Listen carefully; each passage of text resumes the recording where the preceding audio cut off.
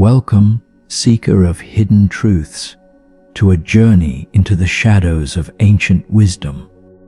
Tonight, you will hear 7 stories that have been whispered among Buddhist monks for centuries.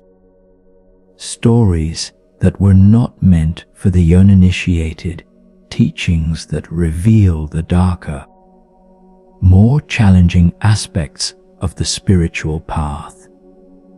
These are not the gentle parables taught to beginners. These are the forbidden tales, the teachings that expose uncomfortable truths, that challenge everything you believe, that strip away comforting illusions and reveal reality in its raw, unfiltered form. Why were these stories forbidden? Not because they contain anything evil or dangerous in the conventional sense, but because they reveal truths that most people are not ready to hear. They speak of the death of the ego, the dissolution of everything you think you are, the terror and ecstasy of awakening, the price of true freedom. They were told only late at night, in the darkness, when the rational mind grows tired and the deeper self becomes receptive, when the barriers between conscious and unconscious soften, when truth can slip past the defenses we normally maintain. Tonight, as darkness surrounds you and the world grows quiet, you are invited into this ancient tradition. These 7 tales have been carefully guarded, passed from teacher to student in whispered conversations, shared only with those who had demonstrated readiness to receive them. But now, in this modern age of seeking, when so many hunger for genuine spiritual teaching beyond sanitized, comfortable spirituality, these forbidden tales are being revealed. Listen carefully. These stories will disturb you, challenge you, perhaps even frighten you, but they will also free you if you are ready to be freed. Let yourself sink into the darkness. Feel the weight of your body, the rhythm of your breath, the beating of your heart. Know that you are about to enter a space where comfortable illusions die, where harsh truths are spoken, where the spiritual path reveals itself, not as a gentle journey toward peace, but as a fierce burning away of everything false, everything pretended, everything that stands between you and the raw truth of existence. These are the forbidden tales. This is the hidden wisdom. This is the teaching that transforms those brave enough to receive it. Deep in the mountains of ancient China, there stood a monastery known throughout the land for the severity of its practice. Only the most dedicated students were accepted, and many who entered never completed their training, driven away by the intensity of the path. At the entrance to this monastery stood a massive gate, and painted on this gate was the image of a terrifying demon, its mouth open in a roar, its eyes blazing with fire, its claws extended as if to tear apart anyone who dared to enter. A young monk arrived at this gate one winter evening, having traveled for months to reach this legendary place. He had studied Buddhism extensively in easier monasteries, had memorized sutras, had practiced meditation for years. He considered himself accomplished, ready for advanced teachings. But when he saw the demon painted on the gate, he felt a cold fear grip his heart. The demon's eyes seemed to stare directly into him, seeing everything he tried to hide, all his pretenses and spiritual pride. He stood before the gate for a long time, unable to make himself knock. Finally, as night fell and the cold became unbearable, he gathered his courage and struck the gate 3 times. An ancient monk opened the gate, his face weathered and inscrutable. Before the young monk could introduce himself or recite his credentials, the old monk asked a single question. "Do you see the demon?" The young monk, confused, replied, "Yes, master. The demon is painted on the gate. It is very frightening." The old monk shook his head. "You see only the painting.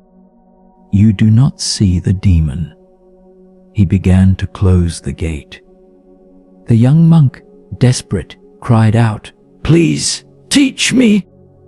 "How can I see the demon?" The old monk paused. "The demon is not on the gate. The demon is what you will meet inside these walls. The demon is everything in you that resists awakening. The demon is your ego, your attachments, your comfortable illusions about who you are. The demon is what must die for you to be reborn. This painting is a warning. Many who enter here are destroyed by the demon inside them. They go mad. They flee in the night. They break under the weight of seeing themselves truly. Are you certain you wish to enter?" The young monk hesitated. Every fiber of his being wanted to turn back, to return to a comfortable monastery where he could continue his spiritual practice without facing this demon, without risking the destruction of everything he believed himself to be. But something deeper, something more honest, made him say, "I wish to enter." The old monk nodded and stepped aside.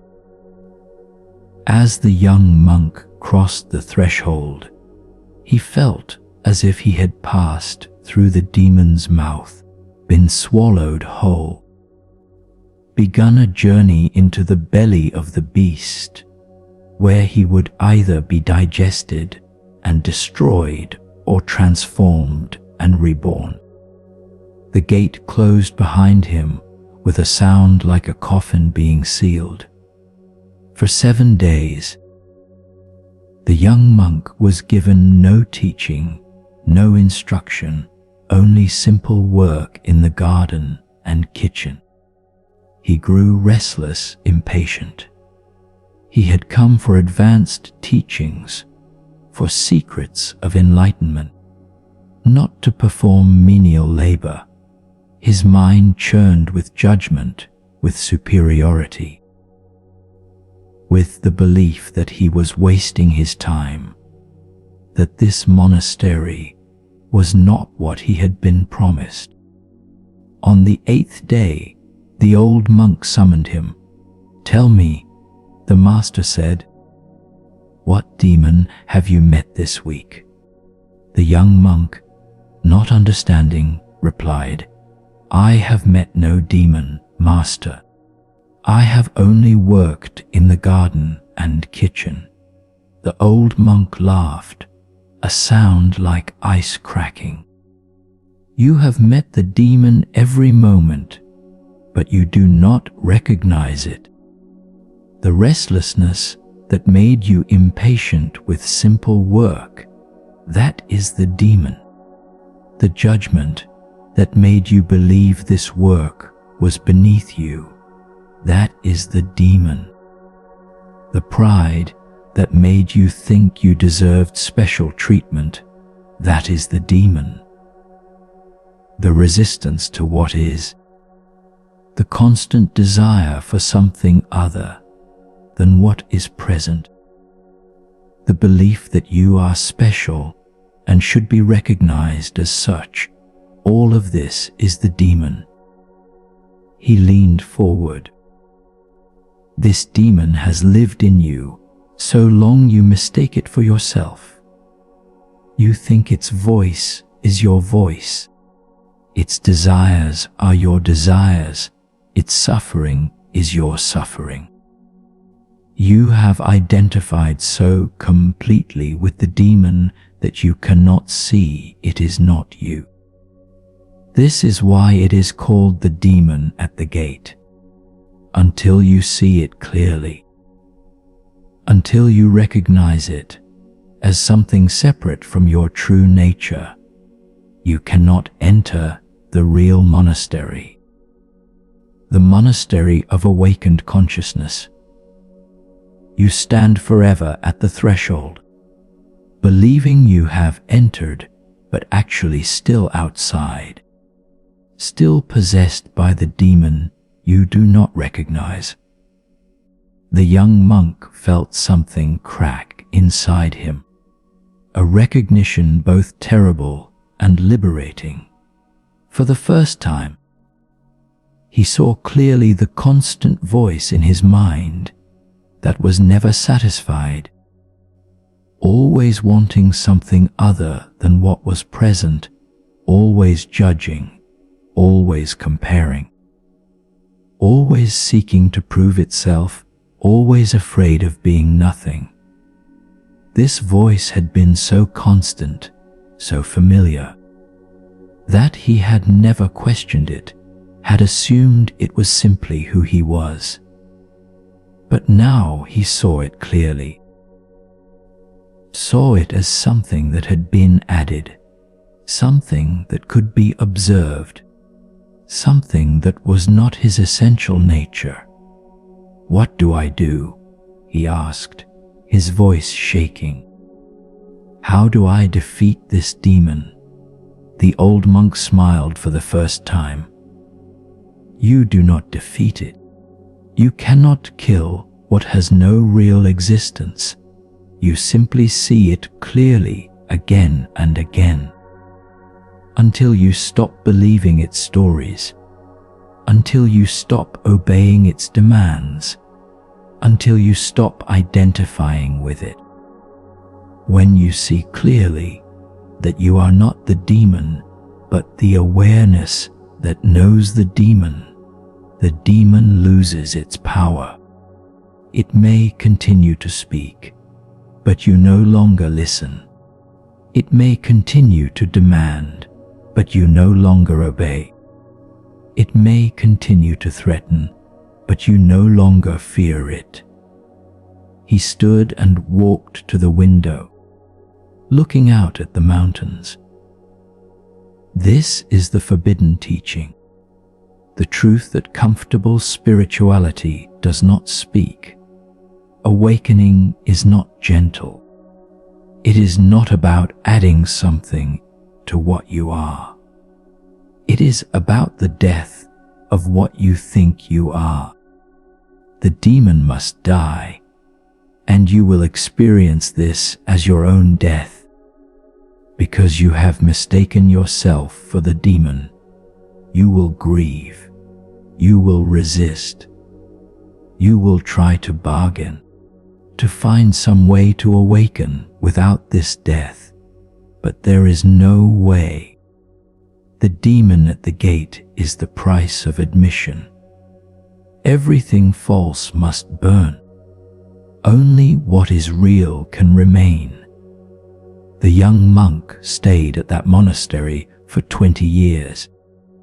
He never left those mountains. Those who knew him later said he had died and been reborn.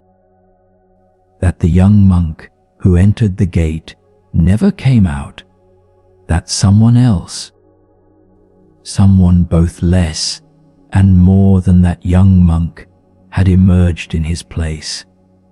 He became known as a master himself, fierce and uncompromising, and at the entrance to his own hermitage, he painted a demon on the gate, a warning and an invitation to those brave enough to enter.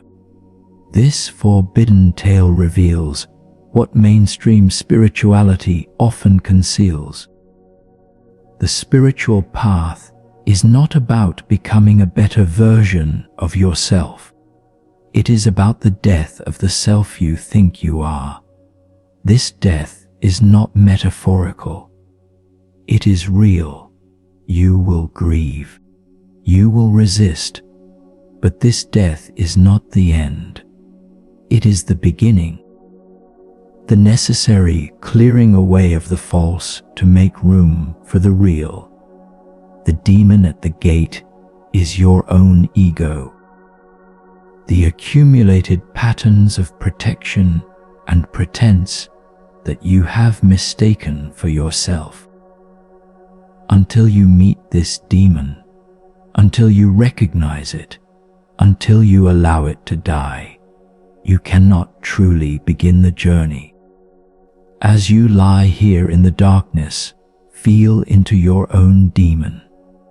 What voice in you is never satisfied? What part of you constantly judges and compares?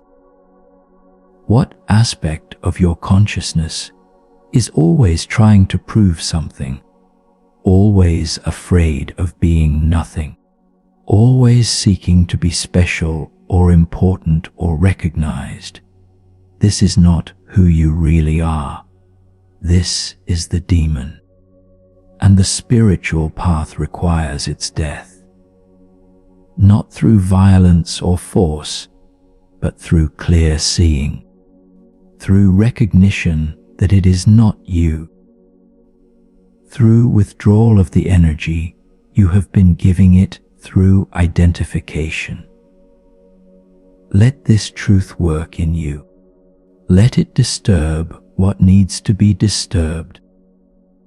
Let it begin the process of clearing away what is false to reveal what is real. In a great monastery in ancient Japan, there lived a monk who was renowned for his meditation practice. He could sit in perfect stillness for days at a time. His concentration was unshakable. His mind, during meditation, was like a still pond, undisturbed by thoughts or emotions. Other monks looked up to him as a model of spiritual accomplishment. The abbot praised him publicly. Visitors to the monastery were shown this monk as an example of what years of dedicated practice could achieve. But one day, this monk stopped meditating. He did not announce this decision. He simply stopped attending meditation sessions. He would sit with the others during formal practice times, but those near him could see that he was not actually meditating. His eyes were open. His body moved naturally. He seemed to be simply sitting, present but not in any meditative state. The other monks were scandalized. Whispers spread through the monastery. Some thought he had lost his faith. Others believed he had been seduced by laziness. The younger monks felt betrayed, having modeled their own practice on his example. Finally, a group of senior monks went to the abbot and demanded that this monk be confronted, disciplined. perhaps even expelled for abandoning the practice that was central to their tradition. The abbot listened to their complaints, nodded slowly, and said, "I will speak with him." The next day, the abbot invited the monk to tea. They sat in silence for a long time, drinking tea, watching the garden through the window. Finally, the abbot asked, "Why have you stopped meditating?" The monk smiled, his first smile in many years of serious practice. "I have not stopped meditating, Master. I have stopped practicing meditation." The abbot raised his eyebrows, inviting explanation. The monk continued, "For 20 years, I have been practicing meditation. I have been trying to create a meditative state through effort and technique. I have been attempting to force my mind into stillness through will and concentration. And I became very skilled at this. I could create profound states of peace and clarity. But I realized something terrible. I could only access these states during formal meditation. The rest of my life, I was the same anxious, judgmental, self-centered person I had always been. I had become an expert at a technique, but had not actually transformed. He paused, took a sip of tea. Then, 3 months ago, during one of my marathon meditation sessions, something shifted.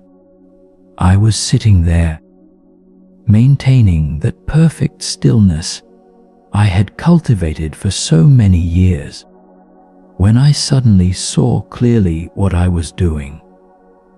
I was using meditation as an escape. I was creating a special state that I could hide in, a sanctuary from life. I was dividing reality into meditation and non-meditation, into the special time when I was spiritual and the rest of life when I was just ordinary. This division itself was the problem. The abbot listened carefully, his face revealing nothing. The monk continued, "In that moment of recognition, I let go of trying to meditate.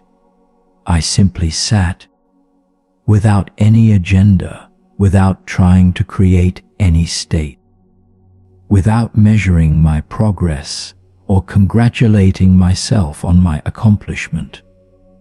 And in that letting go, something astonishing happened.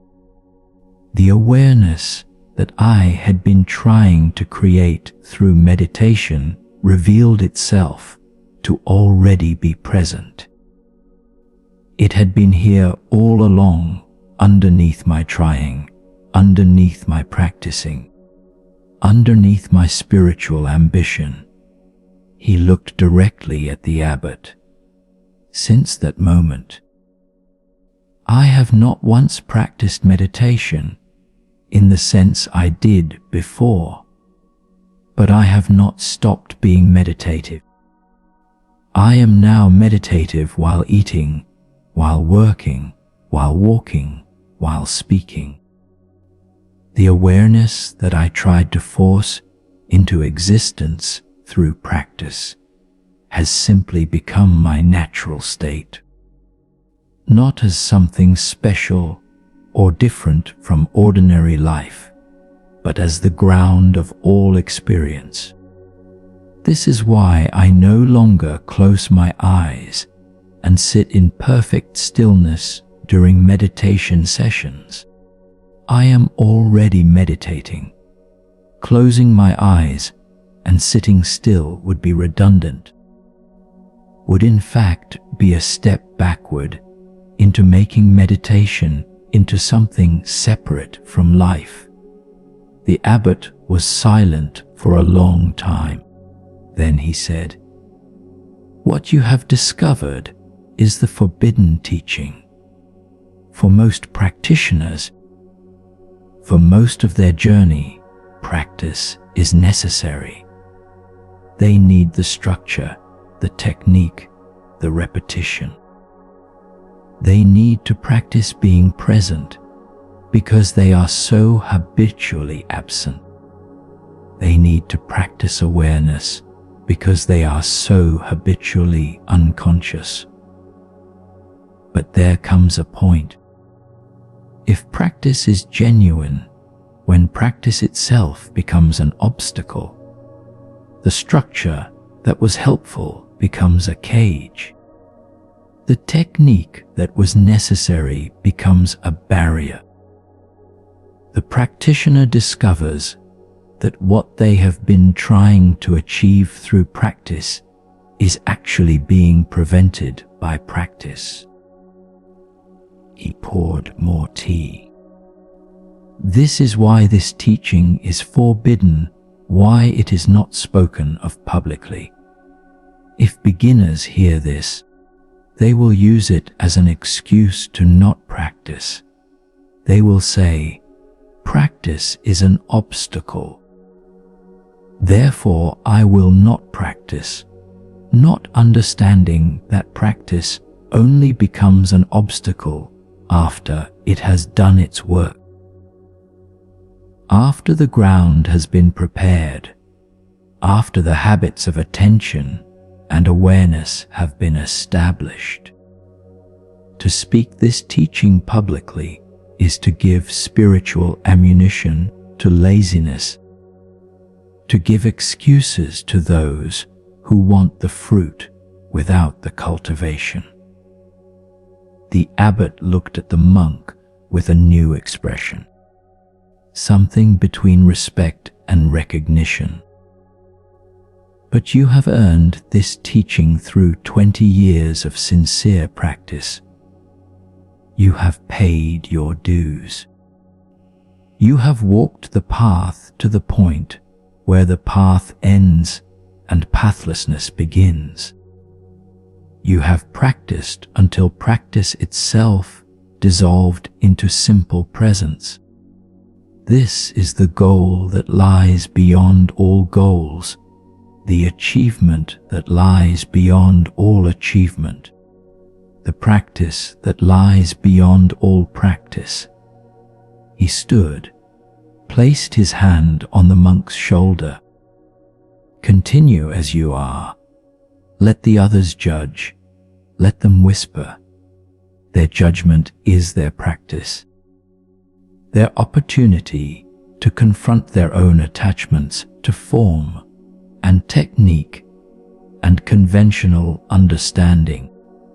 You are now practicing the highest form of practice, which is no practice at all, which is simply being what you are without pretense or addition or subtraction. This is the secret that only those who have practiced deeply can understand. The ultimate practice is the cessation of practice.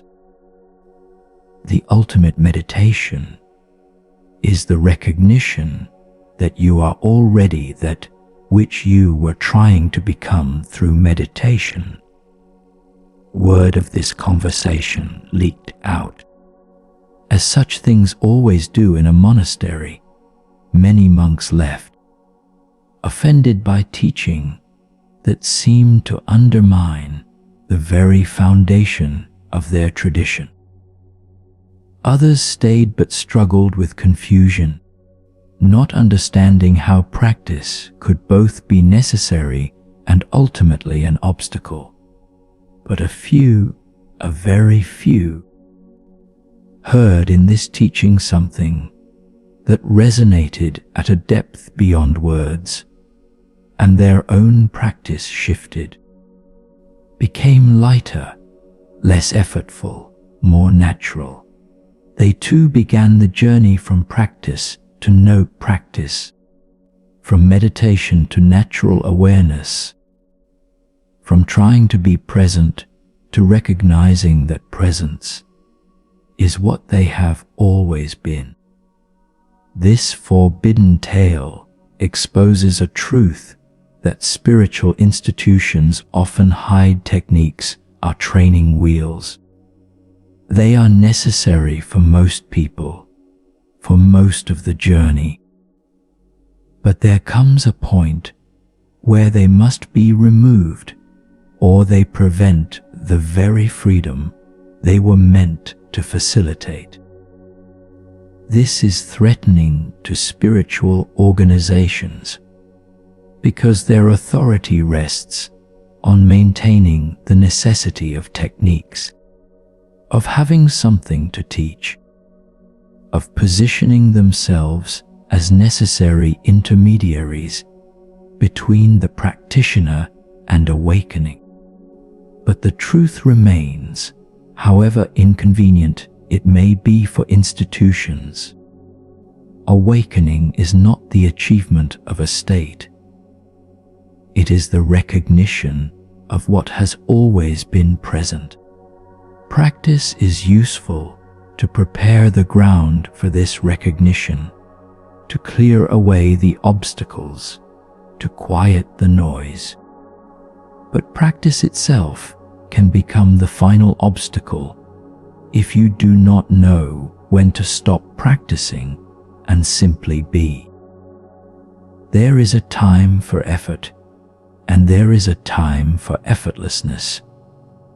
There is a time for technique, and there is a time for technique, less awareness, knowing when to transition from one to the other. This is the forbidden wisdom that only practice itself can teach you. As you rest here, consider your own relationship to spiritual practice. Are you using practices as genuine tools for transformation, or have they become rituals that you perform to maintain an identity as a spiritual person? Are you practicing to prepare the ground for awakening, or are you practicing as a substitute for awakening, as a way of feeling spiritual without actually facing the death of ego that real awakening requires? This is not a question to be answered intellectually. Let it live in you. Let it work on you, and notice what arises. In ancient Korea, there was a Zen master known throughout the land for his penetrating wisdom and his ability to see through to the heart of any spiritual question. Students came from far and wide to receive his teaching, to have him look into their minds and hearts and tell them what they needed to hear to move forward on the path. His reputation for truth telling was legendary. It was said he could not lie, that his mouth spoke only Dharma, that every word from his lips was pure teaching. One autumn, a wealthy merchant came to the master seeking enlightenment. This merchant had heard that the master could transmit awakening through a single word, through one perfect teaching that would shatter delusion and reveal truth. The merchant was accustomed to getting what he paid for, and he brought with him an enormous donation to the monastery, enough gold to support the community for years. He presented this gold to the master and said, "I offer this donation in exchange for the teaching that will enlighten me. I have heard you have this power. I am ready to receive it." The master looked at the merchant with an expression that might have been compassion or might have been something else entirely. He said, "You are already enlightened. There is nothing I need to teach you. You have always been Buddha, nature. You have never been separate from awakening. All you need to do is recognize what you already are." The merchant was overjoyed. He had received the ultimate teaching. He was already enlightened. He thanked the master profusely, left the monastery, and returned to his life convinced that he had achieved the highest spiritual realization. He told everyone he met about his enlightenment, about how a great master had confirmed his Buddha nature, about how he now understood that he had always been awakened. He began teaching others, setting himself up as a spiritual authority, attracting his own students who were impressed by his confidence and his claim to have been recognized by a great master. Years passed. The master heard reports of this merchant's activities, of how he was teaching in the master's name, of how he was claiming to have been enlightened through the master's transmission. The master said nothing, did nothing, but his close disciples were troubled. They knew the merchant had not been enlightened. They had seen in his eyes the same delusion and grasping that had always been there. They knew the master's words to him, while technically true, had been received in completely the wrong way, had been used to reinforce the merchant's ego rather than to dissolve it. Finally, one of the senior disciples gathered the courage to confront the master. "Master," he said, "you lied to that merchant. You told him he was enlightened when you could see clearly that he was not. You knew he would misunderstand, would take your words as confirmation of his realized state, rather than as a challenge to recognize what was already present but obscured. Why did you lie, you who are known for speaking only truth? Why did you speak false Dharma?" The master was silent for a long time. Then he said, "Bring me the donation the merchant left." The disciple brought the chest of gold. The master opened it, looked at the gold, then looked at his disciple. "This gold has fed you for 7 years. It has provided medicine when you were sick. It has repaired the meditation hall where you practice. It has supported teachers who have guided your own practice. Without this gold, some of you would have had to leave the monastery, would have been unable to continue your training. Tell me, was the lie worth this? Was the price of one man's delusion a fair exchange for the awakening of many others?" The disciple was horrified. "But Master, we teach that lying is wrong, that right speech is one of the foundations of the path. How can you justify lying, even for such a benefit?" The master's face became stern. "This is the forbidden teaching that no one wants to hear. Morality is not absolute. Precepts are not rules to be followed blindly, but principles to be understood and applied with wisdom in certain circumstances. What appears to be breaking a precept is actually upholding the deeper principle behind the precept. He continued, "That merchant was not ready for truth. If I had told him he was deeply deluded, that he had miles to go on the path, that his spiritual pride was itself his greatest obstacle, he would have been offended, would have taken his gold and left, would have spent the rest of his life feeling hurt and rejected, which would have benefited neither him nor the students whose practice has been supported by his donation. By telling him what his ego wanted to hear, I allowed him to feel generous and accomplished.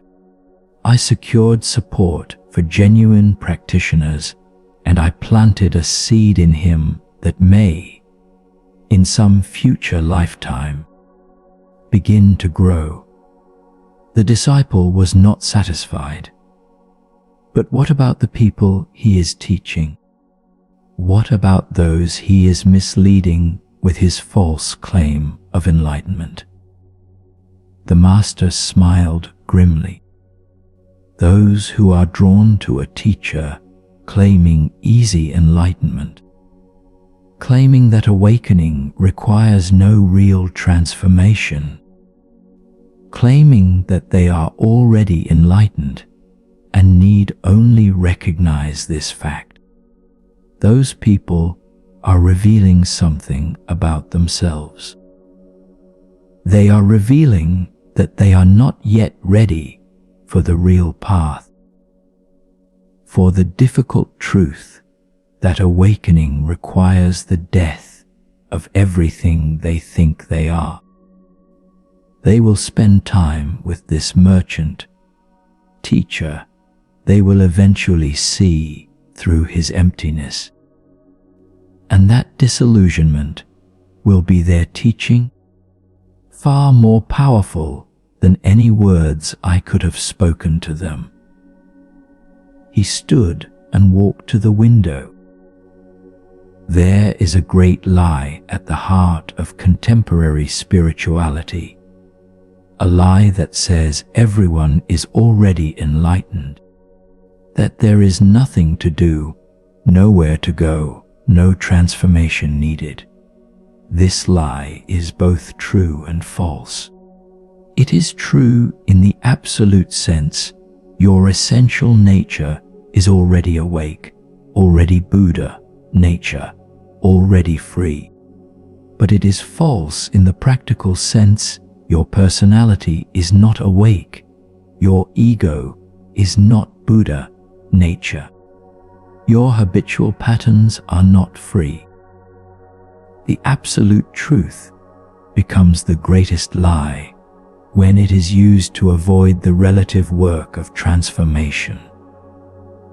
He turned back to his disciple. I told that merchant the absolute truth in a way I knew he would receive it as a lie, as confirmation of his ego rather than as a pointer to what lies beyond ego. I lied by telling the truth. This is the forbidden teaching. Even truth can be a lie when spoken to someone not ready to receive it.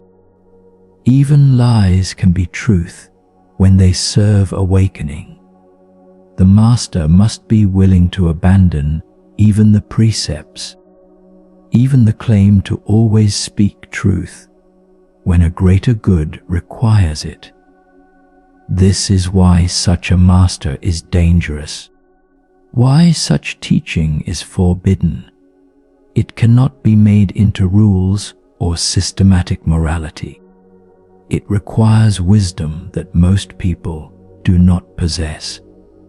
The disciple left troubled, unable to resolve this teaching with his understanding of right and wrong. But years later, after his own awakening, he understood.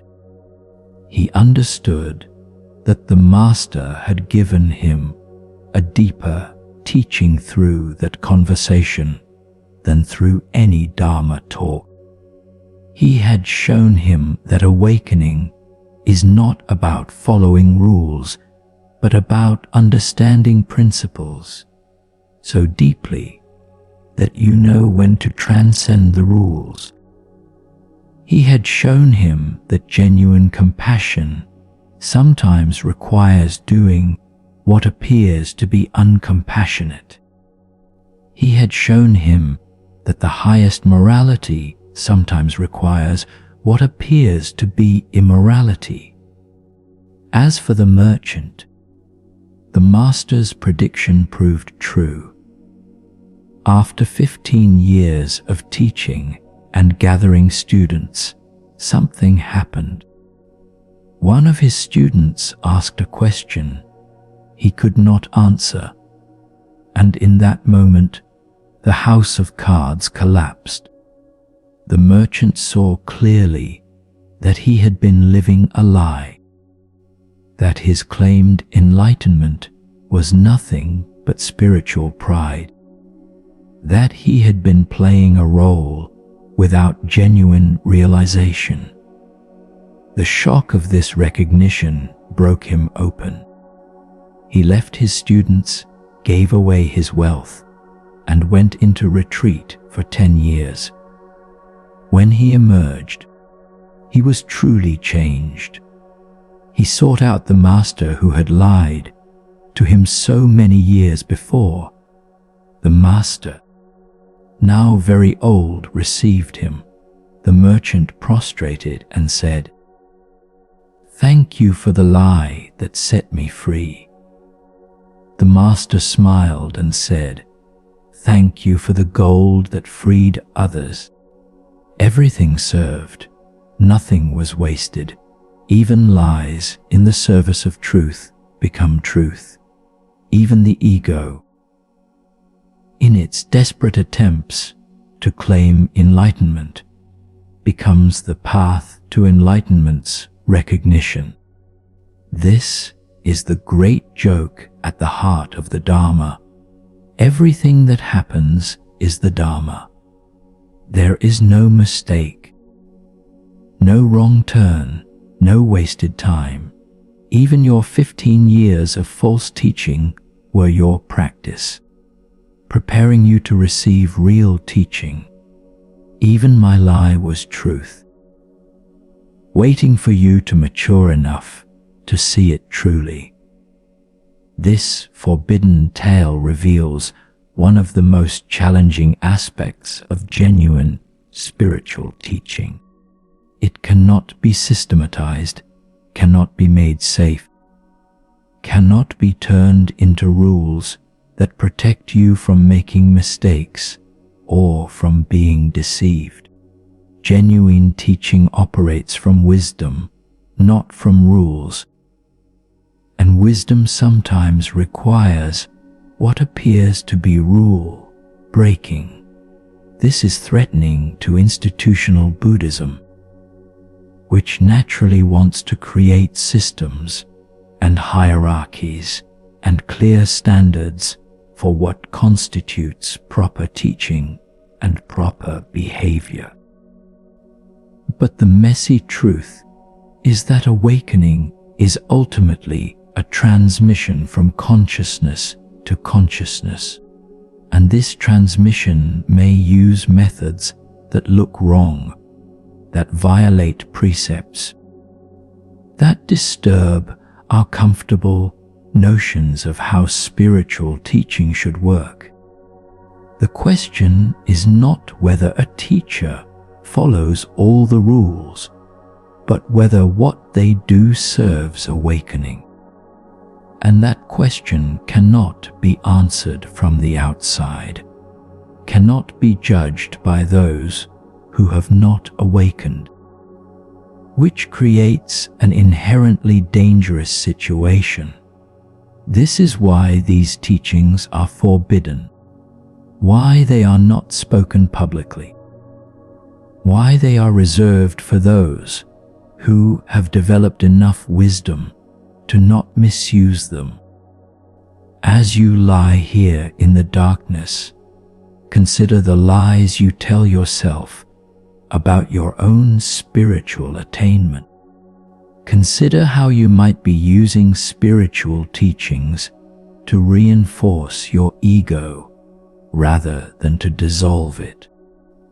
Consider whether you are drawn to teachers and teachings that confirm what you already believe, rather than to those who challenge your most cherished assumptions.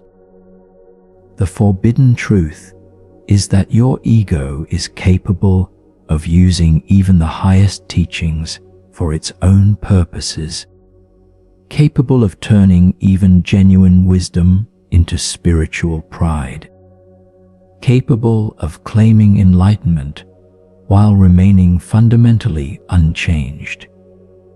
Only brutal honesty with yourself, only willingness to see your own self-deception clearly, only readiness to be disturbed and unsettled can protect you from this trap.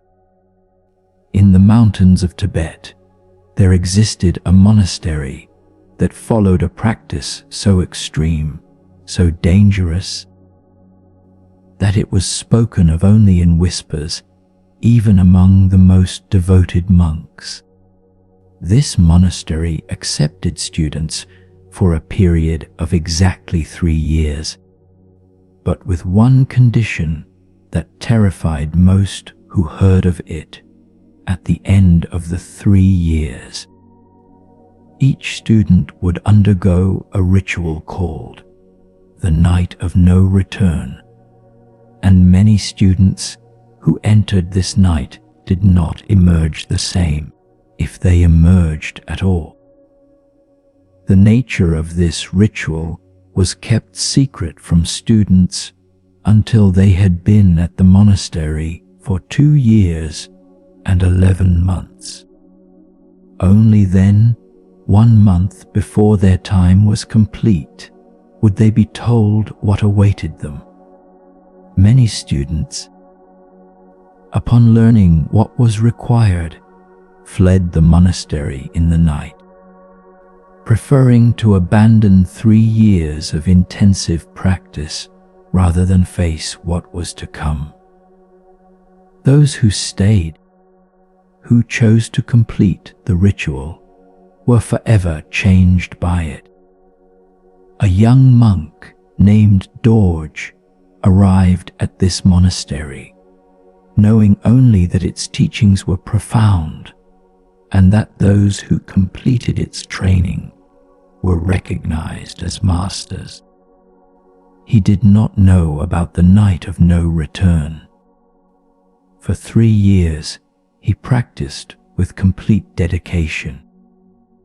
He meditated for long hours, studied sacred texts, performed prostrations until his forehead bled, maintained noble silence for months at a time. He believed he was progressing well, becoming a realized practitioner, moving toward enlightenment. Then, 1 month before his 3 years were complete, his teacher summoned him and told him about the Night of No Return. In 1 month, the teacher said, "You will be taken to a cave high in the mountains. You will be left there alone, in complete darkness, with no food and only a small amount of water. You will remain in that cave for 7 days and 7 nights. But this is not merely a physical ordeal. On the 3rd night, you will be given a substance, a sacred medicine that has been used in this lineage for 1,000 years. This medicine will open the doors of your consciousness fully. It will strip away every defense, every protection. every comfortable lie you tell yourself about who you are. The teacher's voice became more serious. Under the influence of this medicine, in the complete darkness of the cave, you will meet yourself fully. Not the self you present to others, not the self you believe yourself to be, but the actual truth of your consciousness, including everything you have hidden, everything you have denied, everything you have refused to face. You will see your darkness completely. You will confront every shadow, every fear, every secret shame, every hidden desire, every ugly truth about your nature that you have spent your life concealing. Dorje felt a cold terror begin to grip him. What if I cannot bear it? What if what I see destroys me? The teacher nodded gravely. This is why it is called the night of no return. Some students do not survive it psychologically. They emerge from the cave unable to function, their minds shattered by what they have seen in themselves. We care for them for the rest of their lives, but they never truly recover. They looked into the abyss, and the abyss swallowed them. He paused. Others emerge changed but diminished. Having seen darkness in themselves, they cannot forgive, cannot accept. They spend the rest of their lives in guilt and self-hatred, punishing themselves for what they discovered they were capable of. They too are casualties of the night, walking wounded who wished they had never looked so deeply. Dorje's mouth was dry. And others? You said some emerge. What happens to them? The teacher's face softened. Others, a very few, pass through the darkness and discover something beyond it. They see fully the darkness within themselves. They accept it completely. They embrace even the most terrifying aspects of their nature, and in that complete acceptance without judgment, something miraculous occurs. The darkness, when fully seen and fully accepted, transforms. It reveals itself to have been nothing but denied energy, nothing but rejected aspects of wholeness, nothing but shadow cast by the light they had been trying to be. He looked directly into Dorje's eyes. These students emerge knowing themselves completely. They have no remaining illusions about their perfection or purity. They have seen the murderer in themselves, the rapist, the thief, the liar, every form of human darkness, and having seen it, having accepted it, having understood that these are not actions they will take, but potentials they carry as part of being human, they are freed from the power these shadows have over us when we deny them. The teacher stood. You have 1 month to decide. You may leave and no one will judge you. Many leave. But if you stay, if you enter the night of no return, understand that you do so knowing that you may not return the same, may not return whole, may not return at all in any meaningful sense. This is the forbidden practice, the secret at the heart of this lineage. We do not create nice, peaceful, spiritually correct students. We create human beings who have looked fully into themselves and survived, who have confronted their complete nature and embraced it, who have died to their innocent self-image and been reborn as something more true, even if that truth is uncomfortable. For 29 days, Dorje wrestled with his decision. He considered fleeing.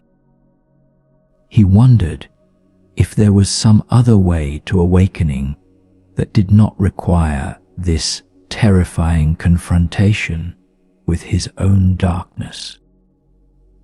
He tried to convince himself that he already knew himself well enough, that he had no remaining shadows, that this ritual was unnecessary for someone who had practiced as diligently as he had. But something in him, something more honest than his fear, knew that this was not true. He carried shadows he had never faced.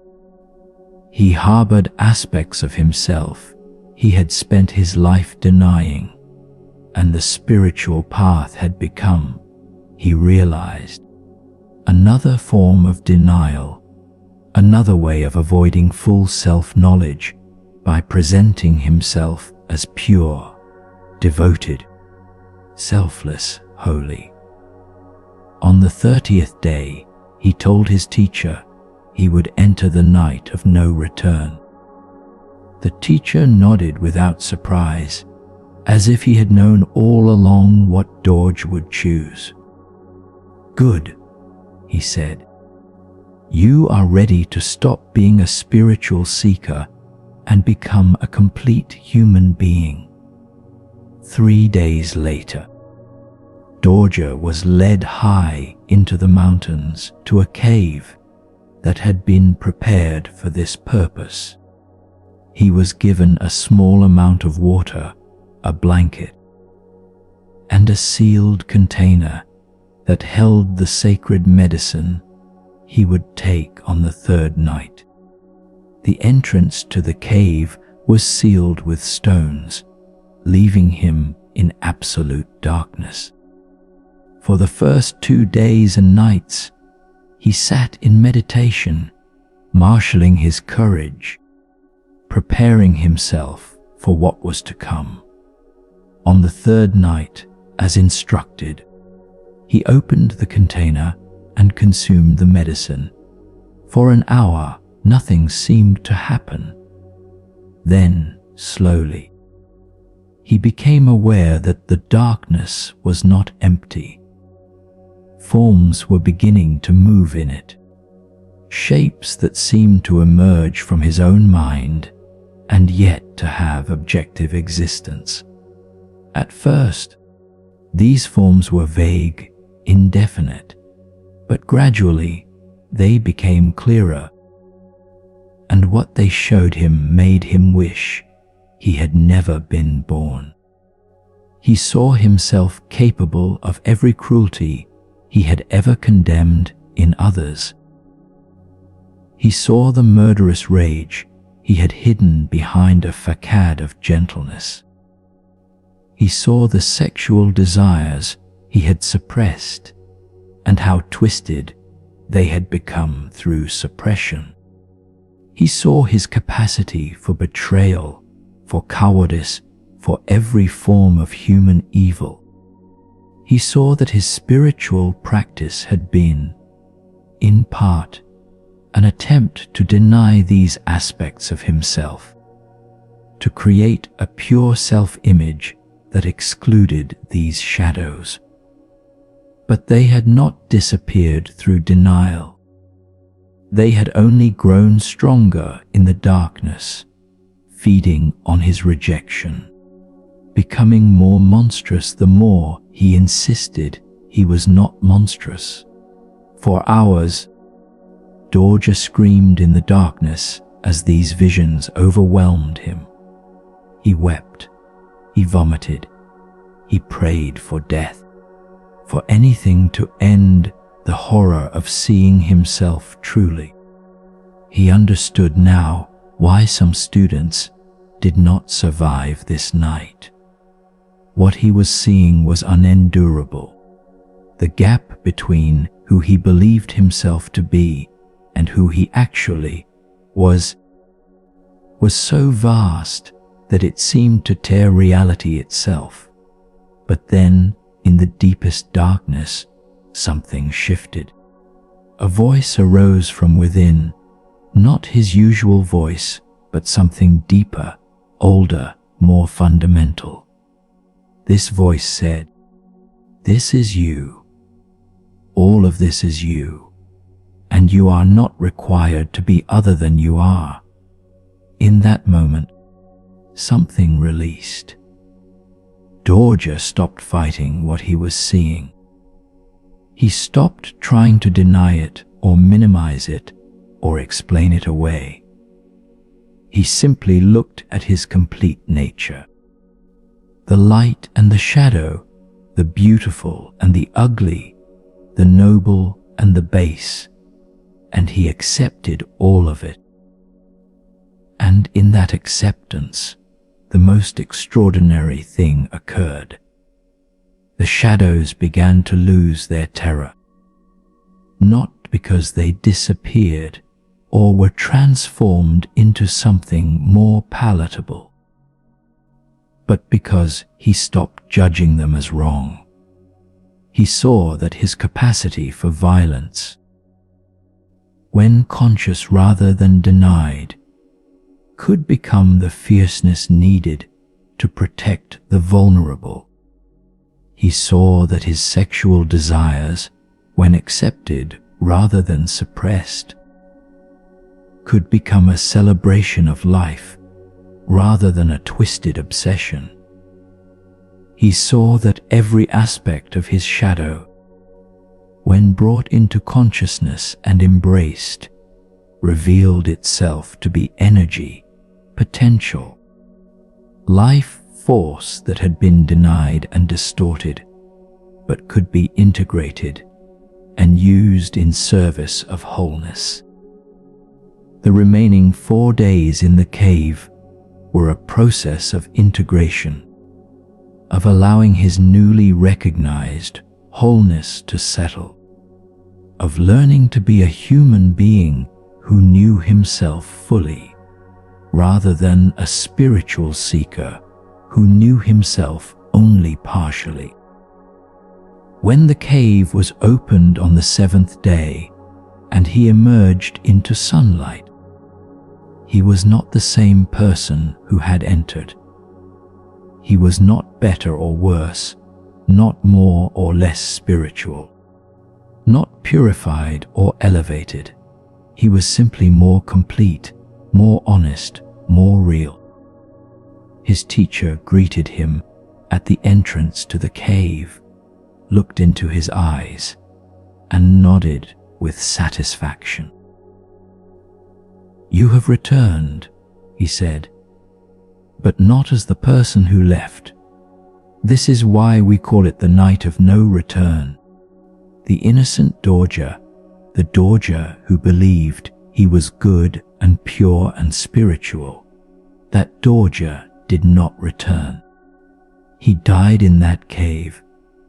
What has emerged is a Dorje who knows himself completely, who carries his darkness consciously, who has stopped pretending to be more than human and has started being fully human. Welcome back. Now your real training can begin. In the months and years that followed, Dorje discovered that this complete self-knowledge was the foundation of genuine compassion. Having seen every form of human darkness in himself, he could see others without judgment. Having embraced his own shadow, he could hold space for others to explore theirs. Having stopped trying to be spiritual and started being real, he could guide others toward reality rather than toward spiritual fantasies. He eventually became a teacher himself, and he too initiated students into the night of no return.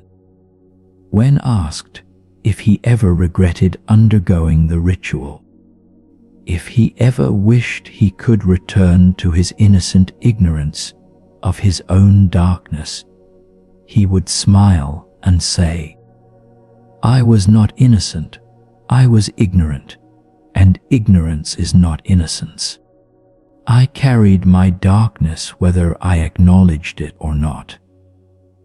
The only difference now is that I know it, I accept it, and I am no longer controlled by it through denial.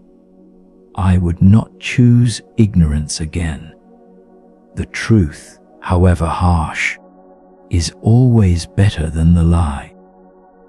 However comforting, this forbidden tale speaks to a practice that contemporary spirituality almost never addresses.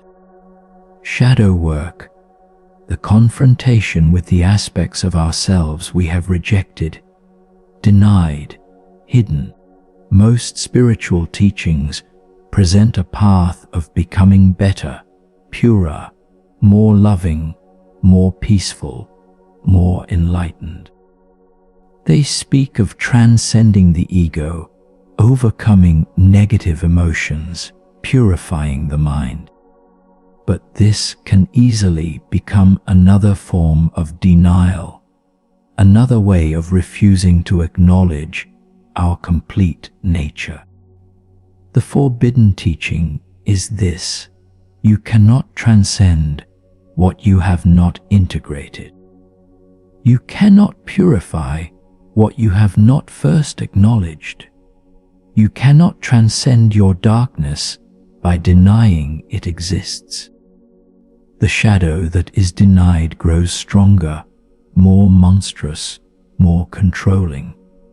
It erupts in unexpected ways, sabotaging your relationships, distorting your perceptions, undermining your spiritual practice. The spiritual teacher who has denied his sexual shadow becomes the guru who exploits students sexually.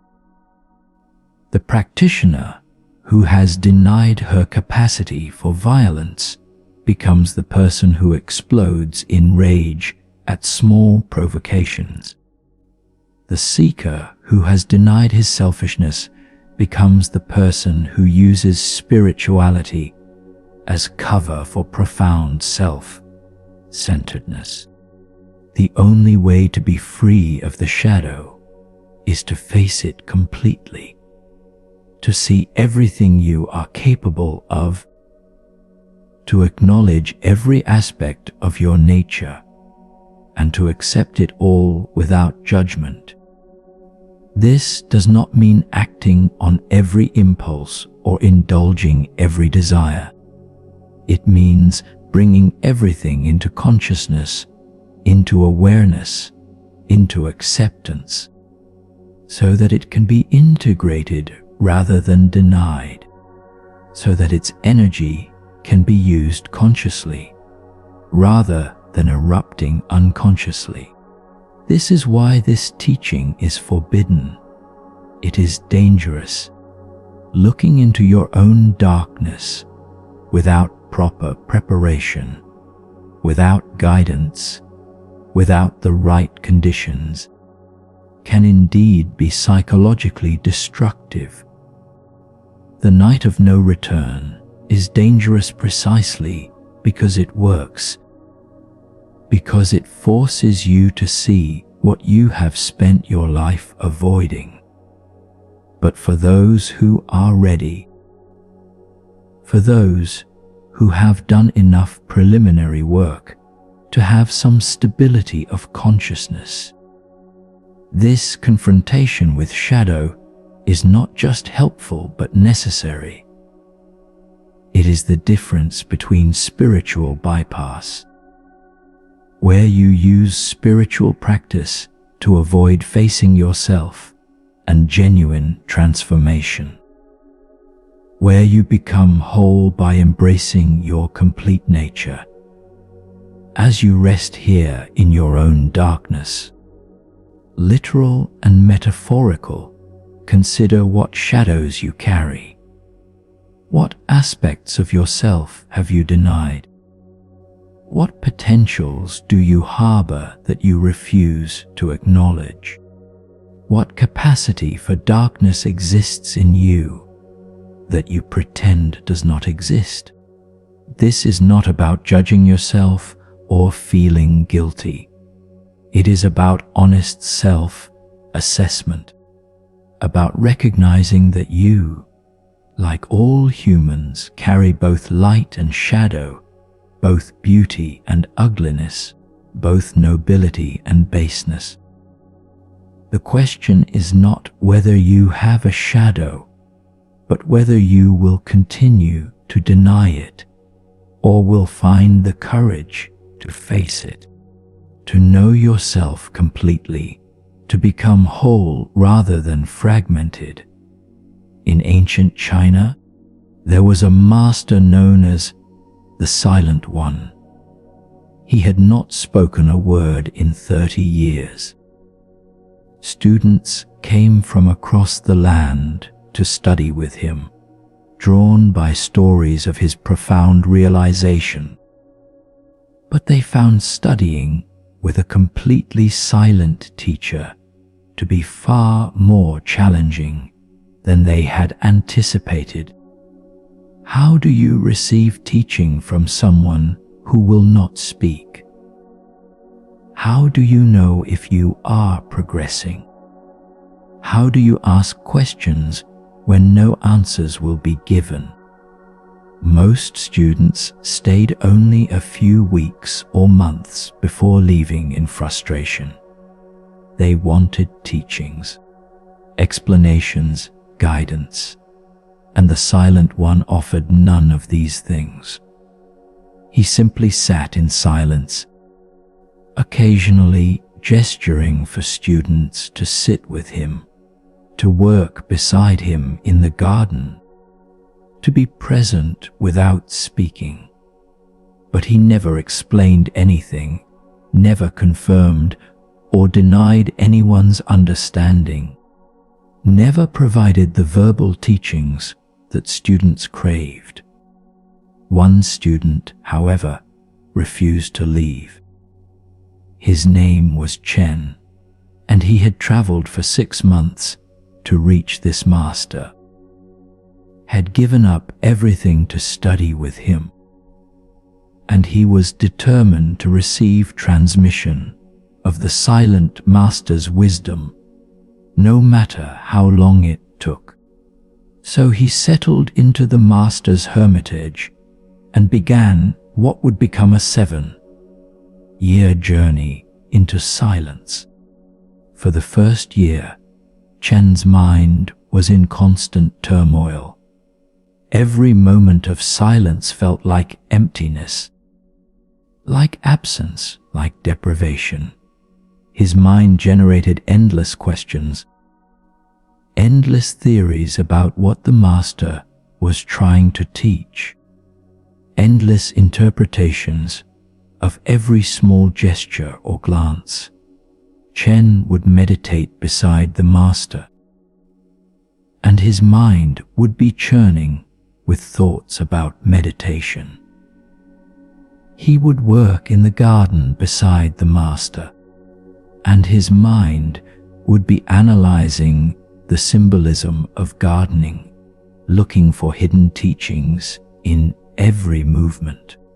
The master never responded to any of this mental activity. He simply continued his silence, his presence, his work, his sitting. Chen grew increasingly frustrated. He would bow before the master and silently beg for some sign, some confirmation that he was on the right path. The master would look at him with eyes that revealed nothing, that neither approved nor disapproved, that simply saw without judgment or commentary. By the second year, Chen's mind began to quiet somewhat. The constant generation of questions and theories started to exhaust itself. There is only so long you can maintain intense mental activity without any feedback, without any reinforcement. Gradually, Chen found himself sitting beside the master in silence, and for moments at a time. There would be no thought, no question, no seeking, just sitting, just silence, just presence. These moments were brief at first, but they were deeply peaceful, more peaceful than any state Chen had created through meditation techniques or concentration practices. By the third year, Chen began to understand what the master was doing. The silence was not an absence of teaching. The silence was the teaching. By refusing to speak, by offering no verbal explanations, no conceptual frameworks, no answers to questions, the master was forcing Chen to go beyond his thinking mind, beyond his need for verbal understanding, beyond his addiction to concepts and explanations. In silence, the thinking mind eventually exhausts itself, and what remains when thinking stops is direct experience, pure presence, awareness itself. By the fourth year, Chen's relationship with the master had transformed. They no longer seemed like teacher and student, but more like two mirrors facing each other, reflecting the same awareness. They would sit together for hours in complete silence. And this silence was not empty, but full, pregnant with something that had no name, something that was communicated not through words, but through presence itself. Chen began to understand that consciousness can communicate directly with consciousness, that the deepest teachings are transmitted not through language, but through resonance, through the direct meeting of awareness. By the fifth year, Chen realized that he had learned more from 7 years of silence than from all his previous years of verbal teaching, reading sutras, listening to Dharma talks. The silence had stripped away every conceptual understanding he had accumulated. It had revealed these concepts to be not truth, but maps pointing at truth. Not reality, but descriptions of reality. And by removing all maps, all descriptions, all explanations, the master had forced Chen to contact reality directly, to experience truth rather than think about truth, to be awareness rather than have ideas about awareness. By the 6th year, Chen himself began to fall into deeper and deeper silence. It was not that he chose not to speak, rather, speech began to seem increasingly superfluous, increasingly beside the point. What was there to say? Anything he could say would be a reduction of what simply is, would be an attempt to capture in concepts what cannot be captured, would be a pointing at rather than a direct sharing of that which is always already present. The silence between him and the master became so profound that it seemed to have substance, to have weight, to be more real than any words could ever be. On the first day of the 7th year, something extraordinary happened. Chen and the master were sitting together in their usual silence when Chen suddenly began to laugh. It was not a quiet chuckle, but a deep, full-bodied laugh that went on and on, tears streaming down his face.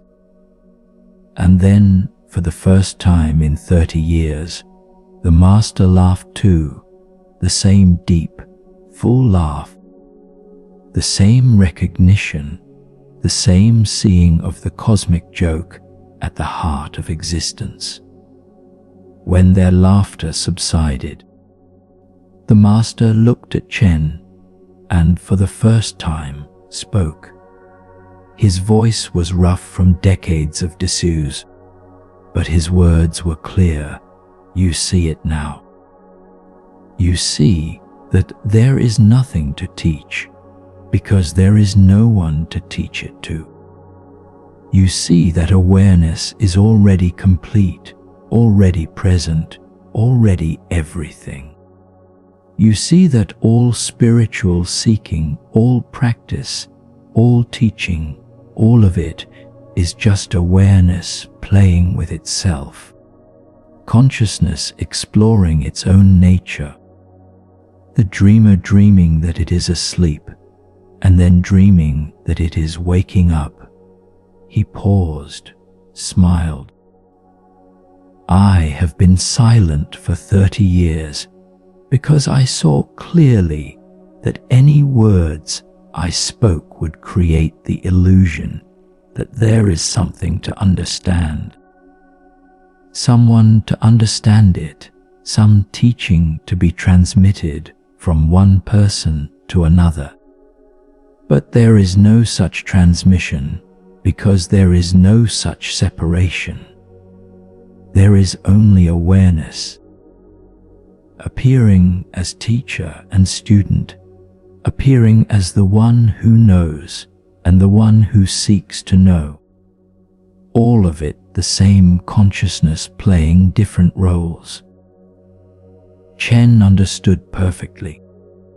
Then why speak now? He asked. The master laughed again.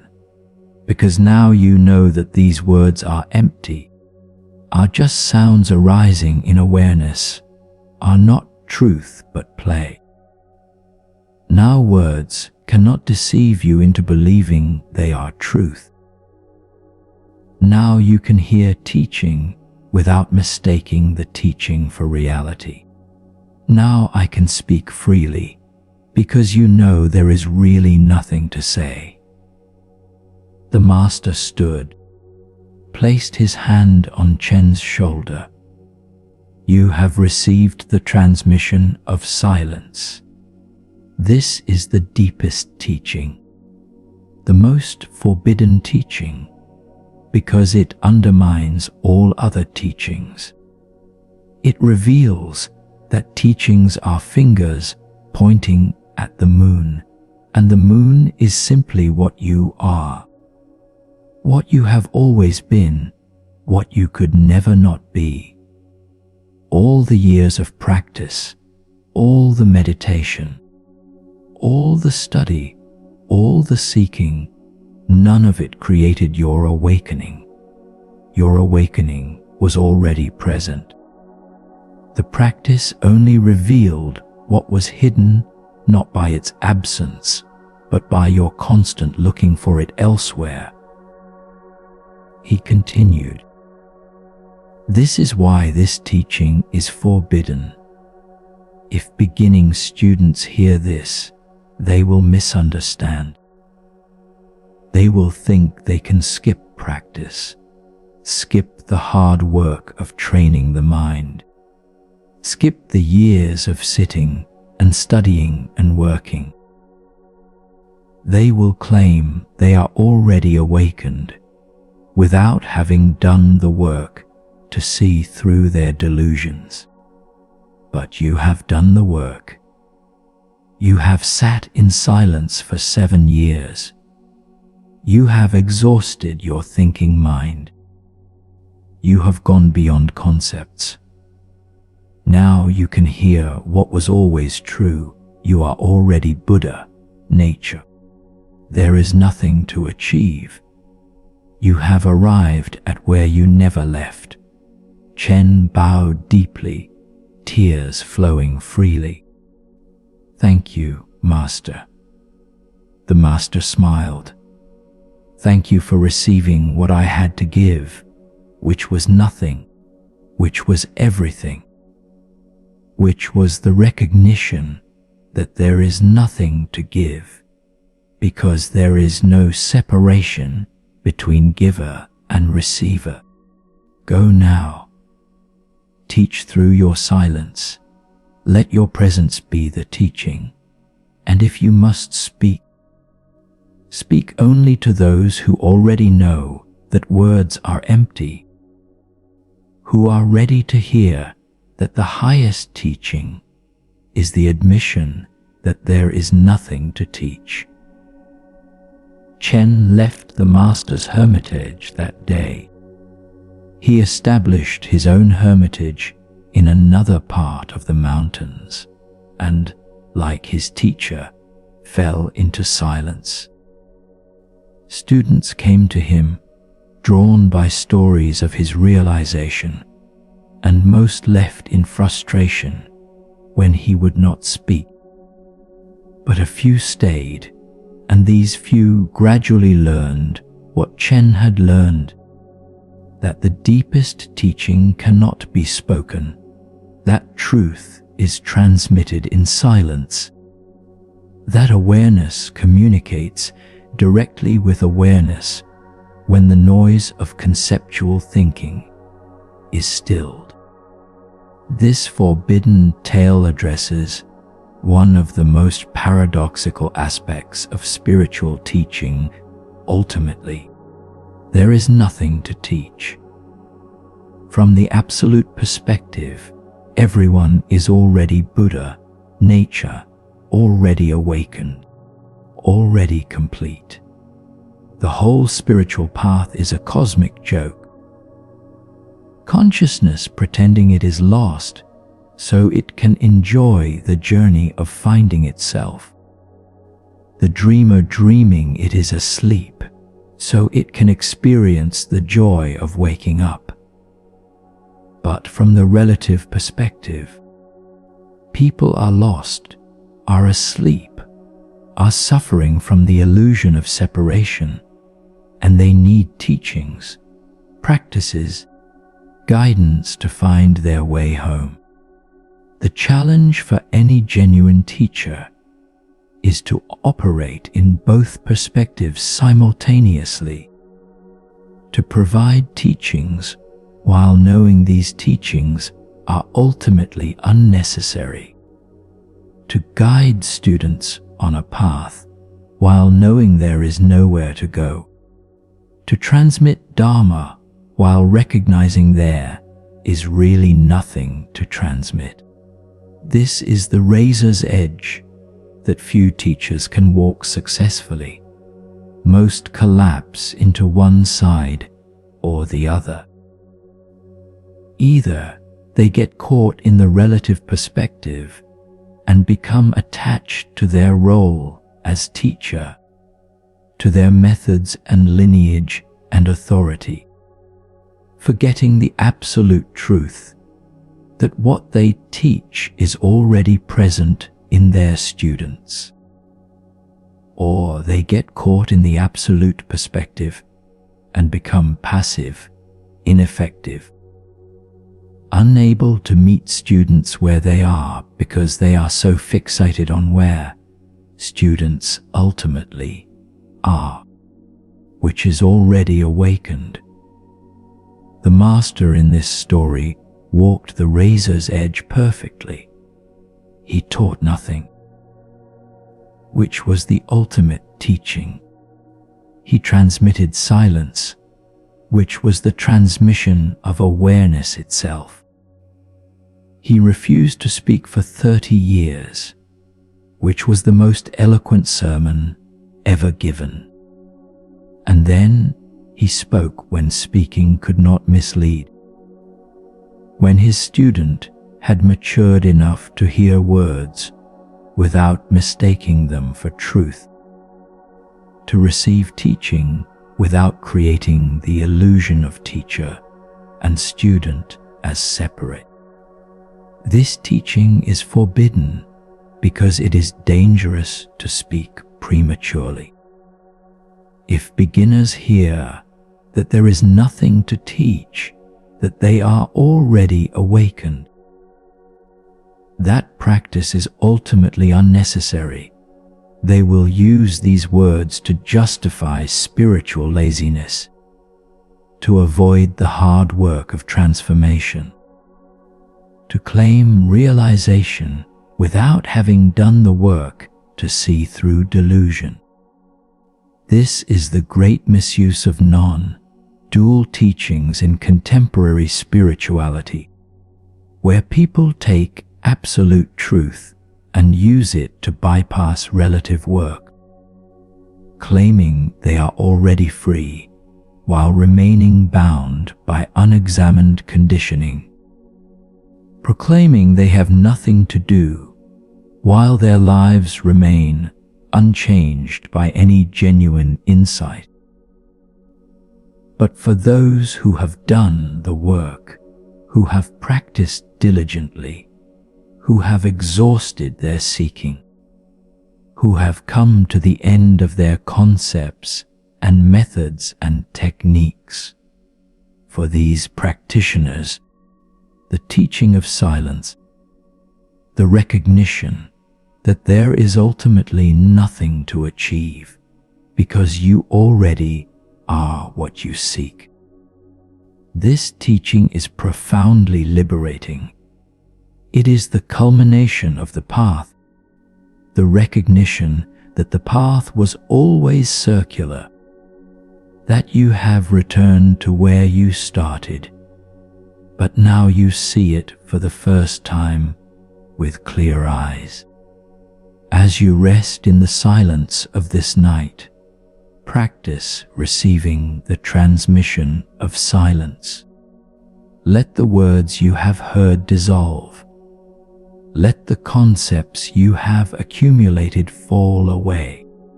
Let the seeking that has driven you relax and release. Simply be present, aware, here, now. Notice that this awareness requires no teaching to be what it is.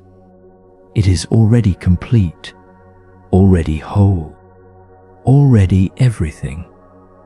You do not need to understand this intellectually. You only need to be it, which you already are, which you have always been, which you could never not be.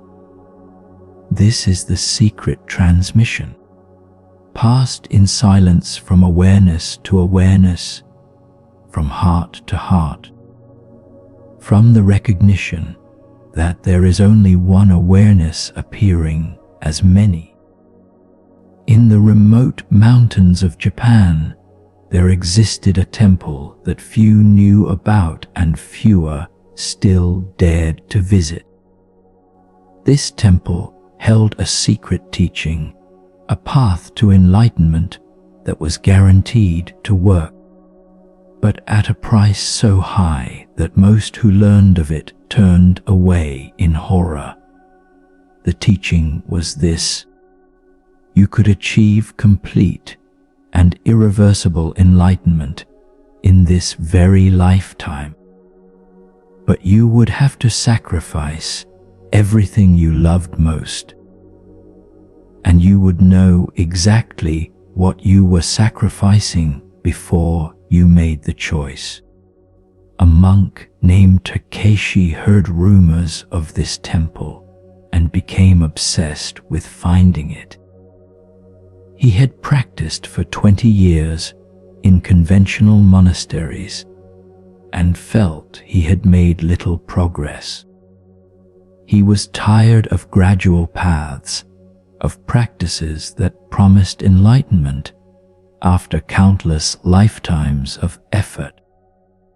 He wanted liberation now, in this life, and he was willing to pay any price to achieve it.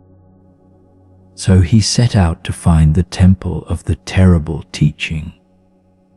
After months of searching, asking questions in remote villages, following vague directions up treacherous mountain paths, he finally found the temple.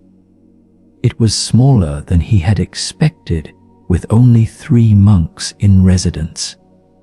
The abbot, an ancient master whose eyes seemed to look through time itself, received Takeshi in a simple room with no decoration except a single scroll hanging on the wall.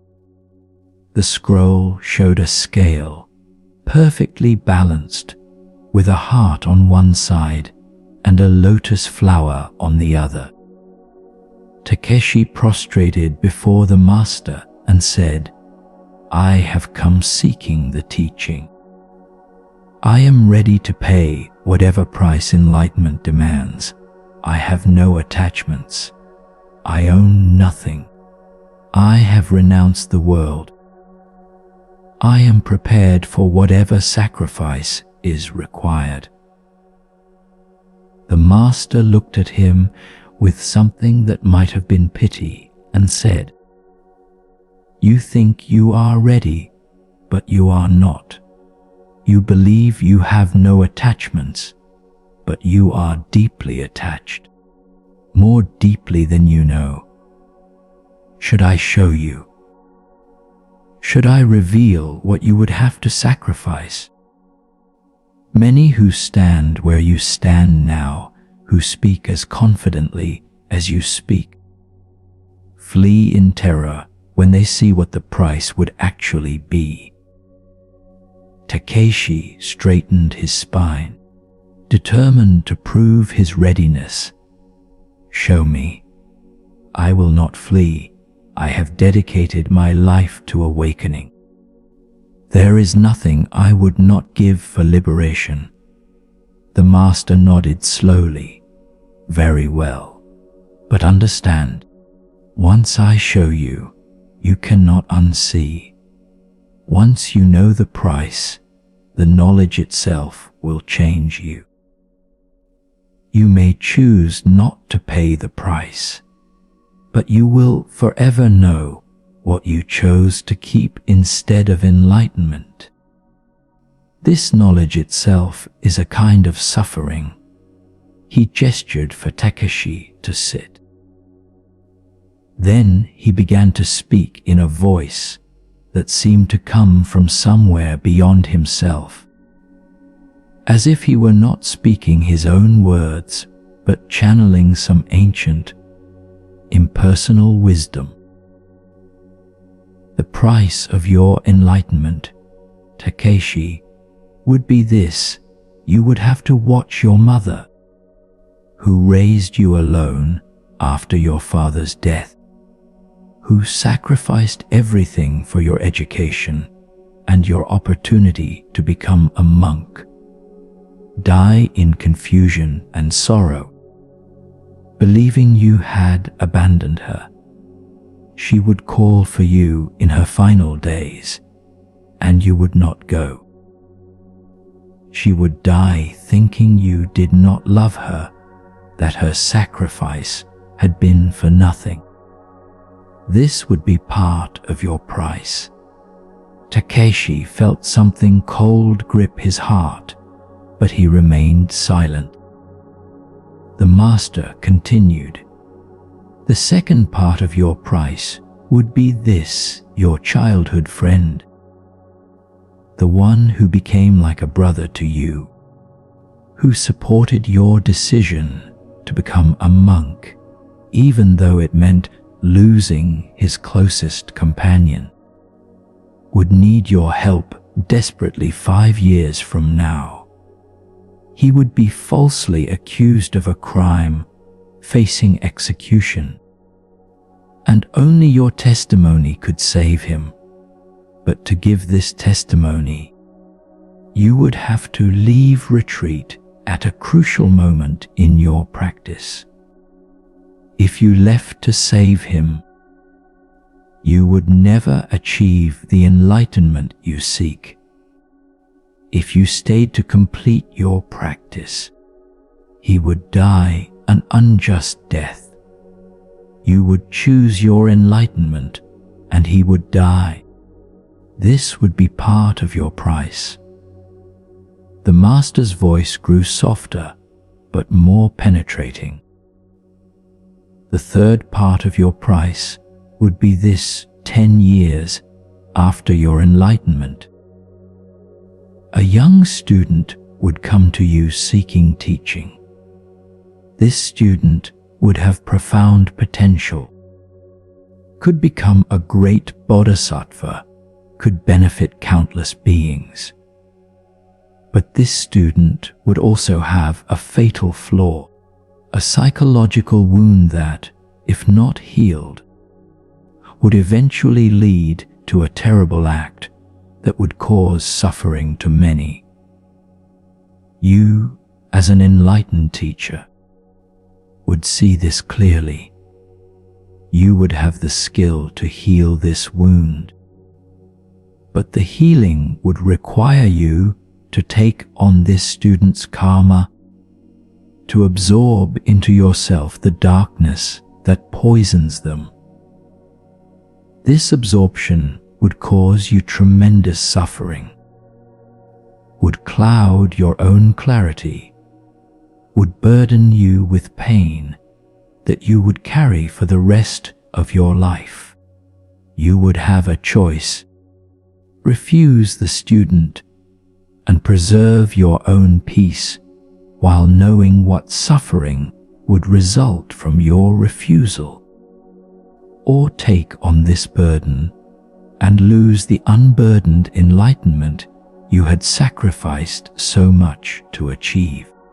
Which would you choose? Takashi was silent, his mind reeling. These were not the abstract sacrifices he had imagined. These were specific, personal, heartbreaking choices. But still, his determination held. "I accept these prices," he said, his voice shaking slightly. "I will pay them for enlightenment." The Master looked at him with those ancient eyes. "You accept them now because they are not yet real. You do not truly feel what it would mean to watch your mother die in sorrow, to choose your practice over your friend's life, to absorb another's suffering into your own being. These are just words to you, just abstract scenarios. But if you walk this path, they will become real. You will face these actual choices, feel these actual pains, bear these actual consequences. And even knowing all this now, even choosing this path consciously, in the moment of actual choice, you will wish you had chosen differently. You will suffer. You will doubt. You will wonder if enlightenment is worth this price. He stood and walked to the window. This is the forbidden teaching, that no one speaks of enlightenment is not free. It is not a gentle unfolding into peace and bliss. It is not something you simply become ready for and then receive gracefully. Enlightenment costs everything, literally everything. Every attachment must be burned away. Every preference must be released. Every person you love will become an opportunity to choose between love and liberation. And the cruelty of this path is that you will see the choices coming. will know what you are choosing, will bear the full weight of consciousness regarding what you sacrifice. He turned back to Keishi. The Buddha himself paid this price. He abandoned his wife and infant son in the middle of the night to seek enlightenment. Do you think this caused no suffering? Do you think his wife did not grieve? His son did not grow up feeling abandoned. His father did not die disappointed that his heir had rejected his role. The Buddha paid these prices, and he was enlightened enough, even before his full awakening, to see clearly what he was doing, to know fully the suffering his choice would cause. This is part of what makes enlightenment so terrible, so forbidden. You sacrifice others' peace for your own liberation. You cause suffering in pursuit of the end of suffering. You become, in a sense, cruel in service of ultimate compassion. Takeshi felt tears streaming down his face. Then there is no good choice. Either I remain bound, or I free myself by binding others to suffering. Either I choose attachment and remain in samsara, or I choose liberation and cause pain to those I love. How is this a path? How is this Dharma? The master returned to his seat. This is the real Dharma, not the comfortable version taught to beginners.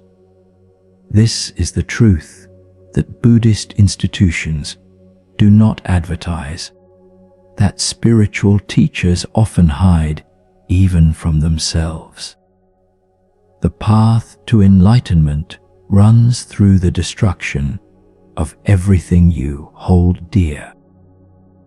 Not because destruction is the goal, but because only when everything is lost, when you have been stripped of every external source of security and meaning, when you have hit the absolute bottom with nothing left to cling to, only then does the mind finally release its grasp and discover the groundless ground of being itself. He paused, then continued more gently.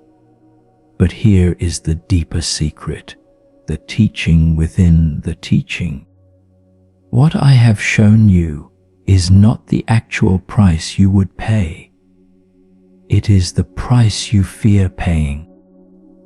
The nightmare scenario your ego generates to convince you not to seek enlightenment.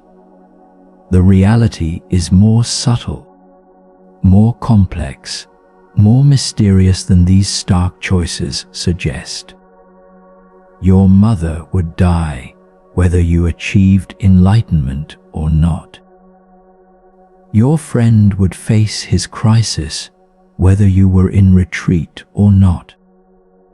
The student with potential and wounds would come whether you were enlightened or not. Life presents these choices to everyone, enlightened or not. He leaned forward. The difference is this: if you are not enlightened, you will face these choices from ego, from fear, from attachment, and you will suffer them as impossible dilemmas where every choice is wrong. But if you are enlightened, you will face these same choices from clarity, from compassion, from wisdom. And you will make the choices that serve the highest good, even if that highest good is painful, even if it looks like cruelty from the outside, even if it costs you everything you think you want. Takeshi looked up beginning to understand. So the price is not what I thought. The master shook his head. The price is not the events I described. Those events may or may not occur. The price is the willingness to face whatever events do occur with complete consciousness, with full acceptance of consequences, with no escape into comfortable ignorance or self-justifying stories.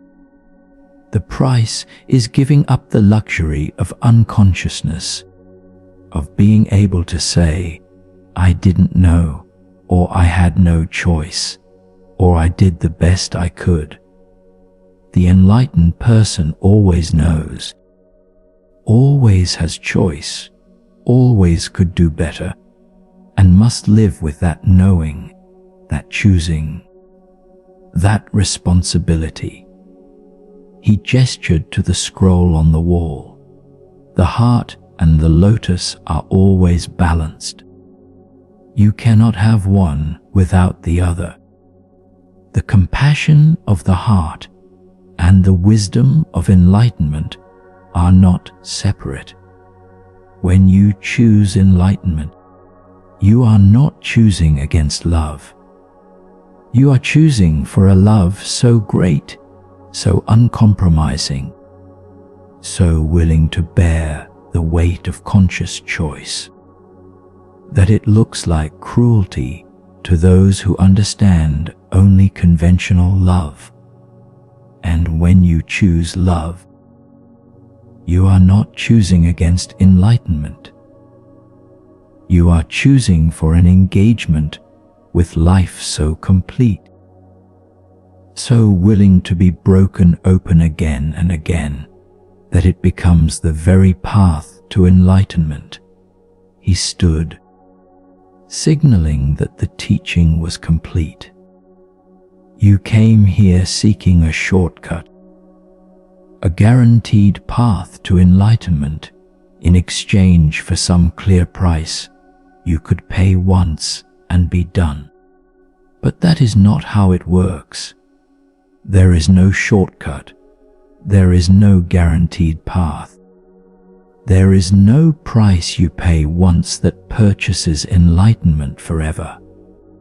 There is only this, a willingness to face life fully, to make choices consciously, to bear the weight of responsibility for every choice, to love even when love costs everything, to seek truth even when truth destroys comfort.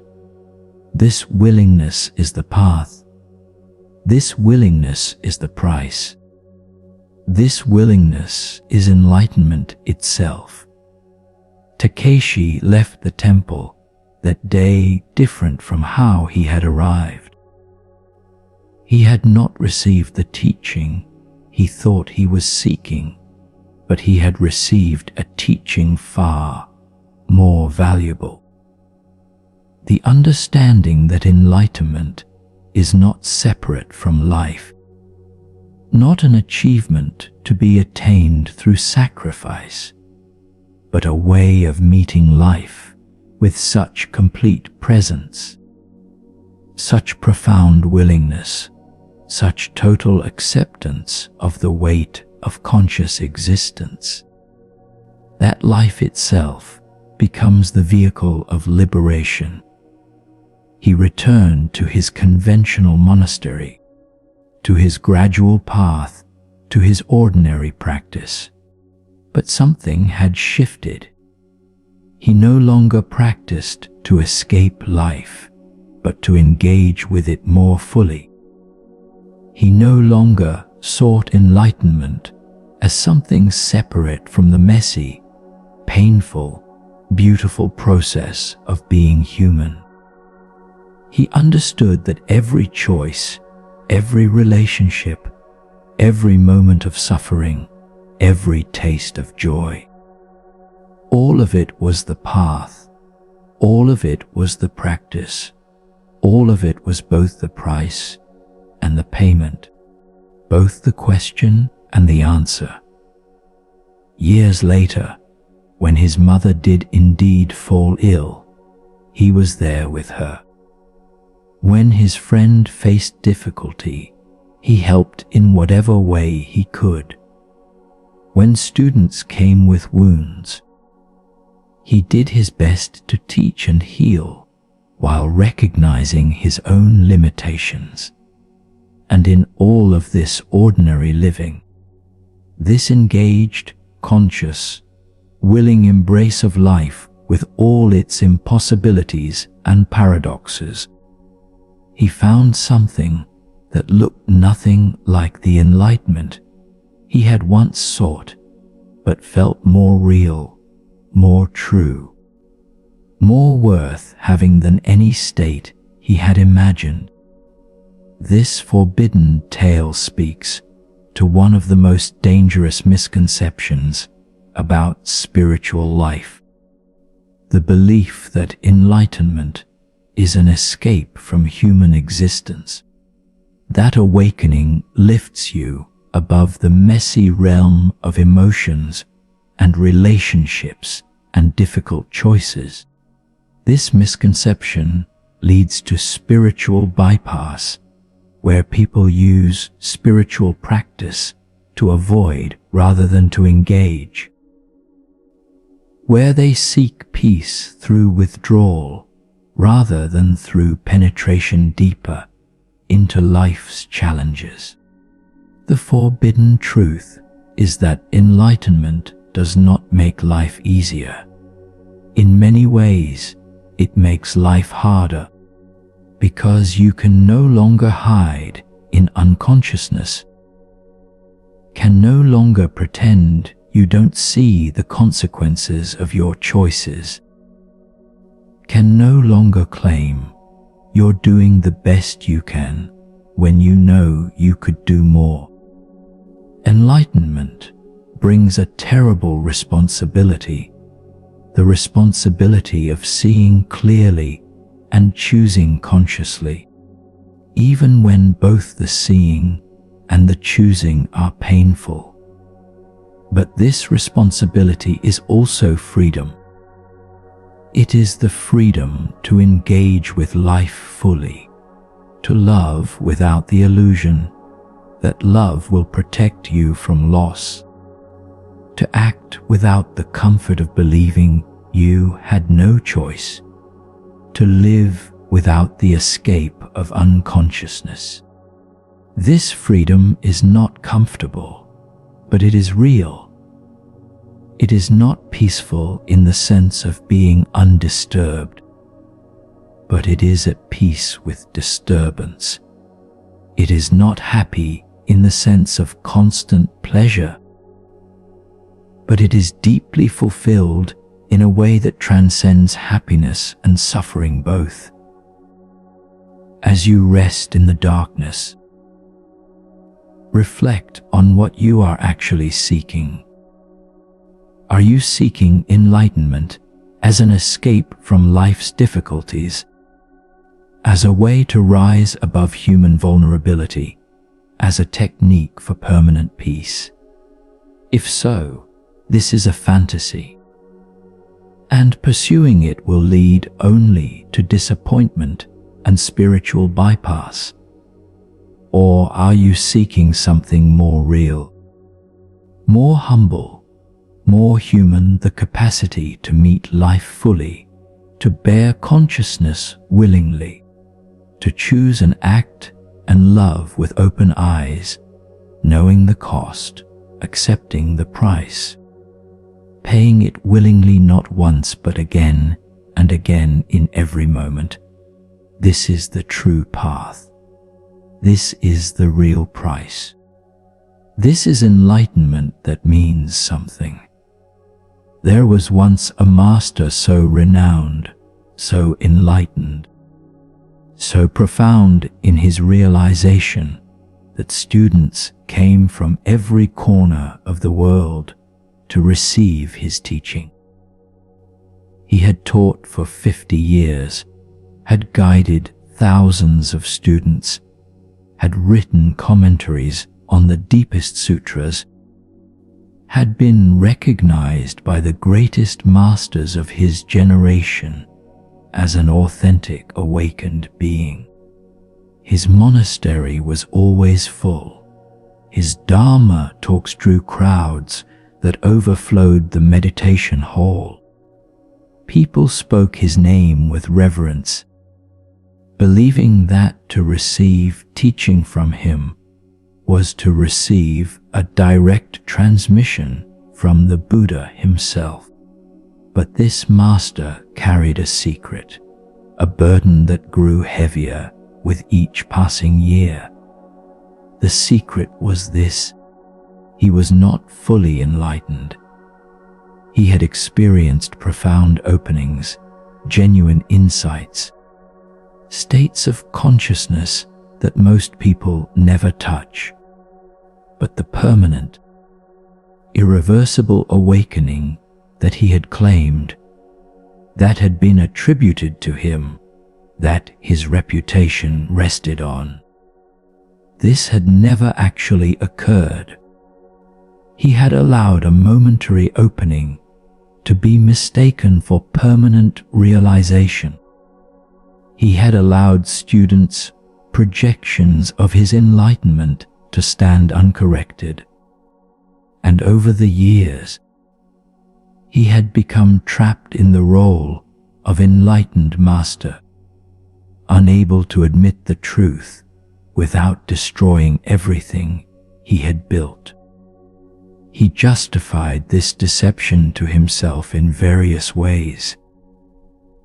He told himself that he was essentially enlightened, that the permanent shift would come eventually, that the depth of his realization was close enough to full enlightenment, that the distinction didn't matter. He told himself that he was helping students genuinely, that his teaching was authentic even if his realization was not complete, that the good he was doing outweighed the harm of this one pretense. He told himself that all teachers maintain some useful fictions, that absolute honesty would undermine students' faith and therefore their progress, that partial truth in service of students' benefit was acceptable. But as he aged, as he approached his 70th year, these justifications began to ring hollow. He could see clearly now that he had spent decades playing a role, that he had become a master actor, pretending to be a master teacher, that he had used his genuine insights as cover for a fundamental dishonesty about his actual state. And more troubling still, he could see that this very pretense, this need to maintain the appearance of permanent awakening, had prevented him from actually moving toward that awakening. By claiming to have arrived, he had stopped traveling. By pretending to be enlightened, he had closed off the possibility of becoming enlightened. The weight of this recognition became unbearable. He found himself unable to teach with the same conviction, unable to look students in the eye, unable to continue the performance. He knew he had a choice. He could continue until death in this pretense, taking the secret to his grave, allowing his fraudulent reputation to stand unchallenged. Or he could tell the truth, destroy his reputation, face the consequences of his deception, and finally become honest even if this honesty came too late. For months, he wrestled with this choice. The easy path was to continue the deception. He was old. He would die soon. Why disillusion thousands of students?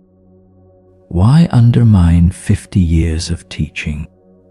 Why destroy an institution that, despite being built on a pretense, had genuinely helped many people? Would the truth serve anyone, or would it only cause suffering? But something in him, something more honest than his fear, knew that continuing the lie would be the real betrayal. It would mean dying false, which would mean that his entire life had been false. It would mean that he had chosen comfort over truth, reputation over integrity, success over authenticity. And some part of him knew that if he made this choice, if he died in this lie, his last moments would be filled with a regret so profound that it would poison even his death.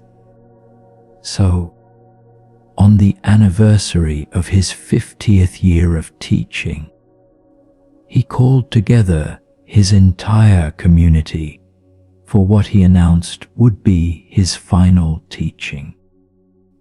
Students traveled from around the world to attend, believing they would receive some ultimate transmission, some final nectar of wisdom from a master about to pass. The hall was packed. People sat in meditation posture, ready to receive, hungry for the profound teaching that only a truly enlightened being could give. The master entered, walked slowly to his teaching seat, and sat. He looked out at the expectant faces, at the devotion and respect and trust in their eyes, and he felt his heart break. For a long moment, he said nothing, just looked, really looked, at what he had created, at the web of devotion and projection and faith that surrounded him, that he had cultivated and encouraged and used for his own sense of significance. Then he spoke, and his first words shattered everything. I have called you here to tell you the truth I should have spoken 50 years ago. I am not enlightened. I have never been fully awakened. I have allowed you to believe otherwise, have encouraged this belief, have built my entire teaching career on a pretense. Everything you think you know about me, everything you have projected onto me, everything you have received from me, as if from an enlightened source, all of it has been based on a lie. The hall was silent, shocked into stillness.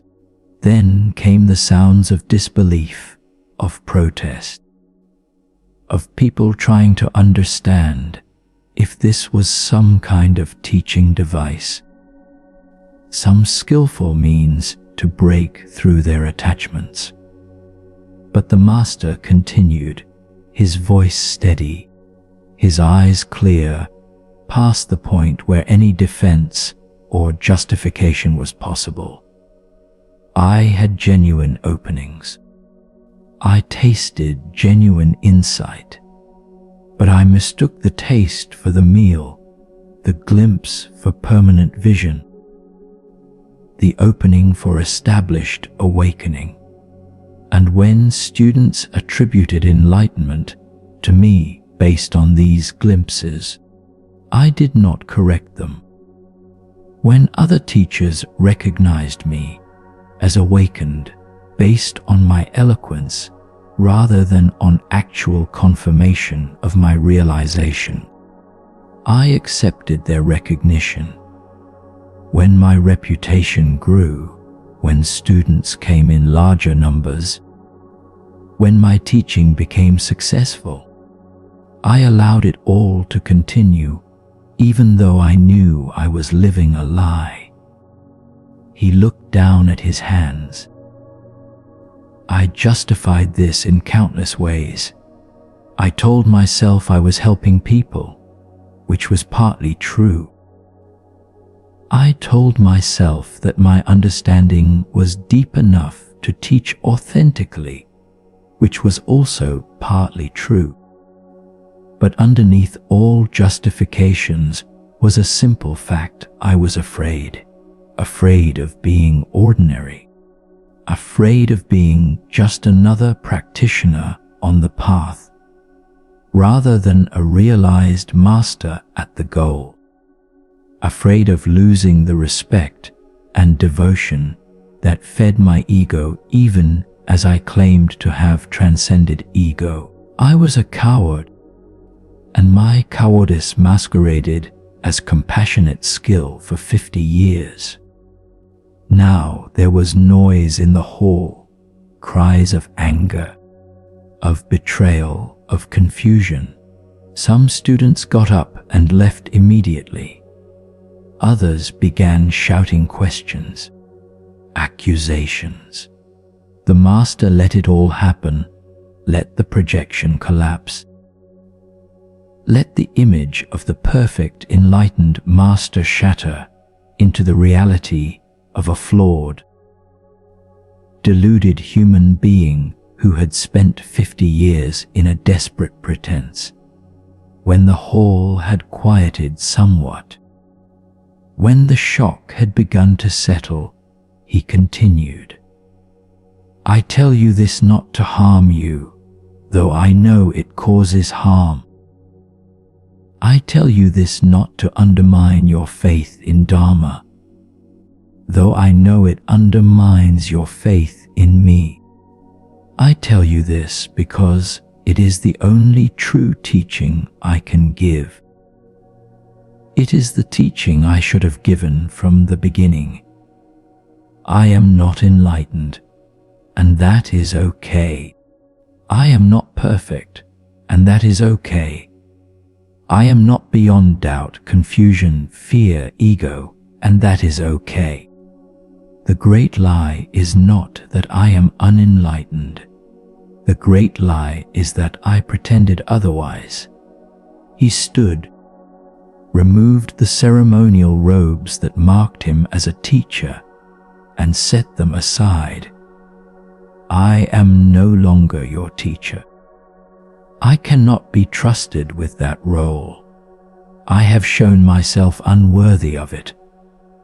But I offer you this final teaching, this forbidden truth that spiritual institutions do not want spoken enlightenment may be rare.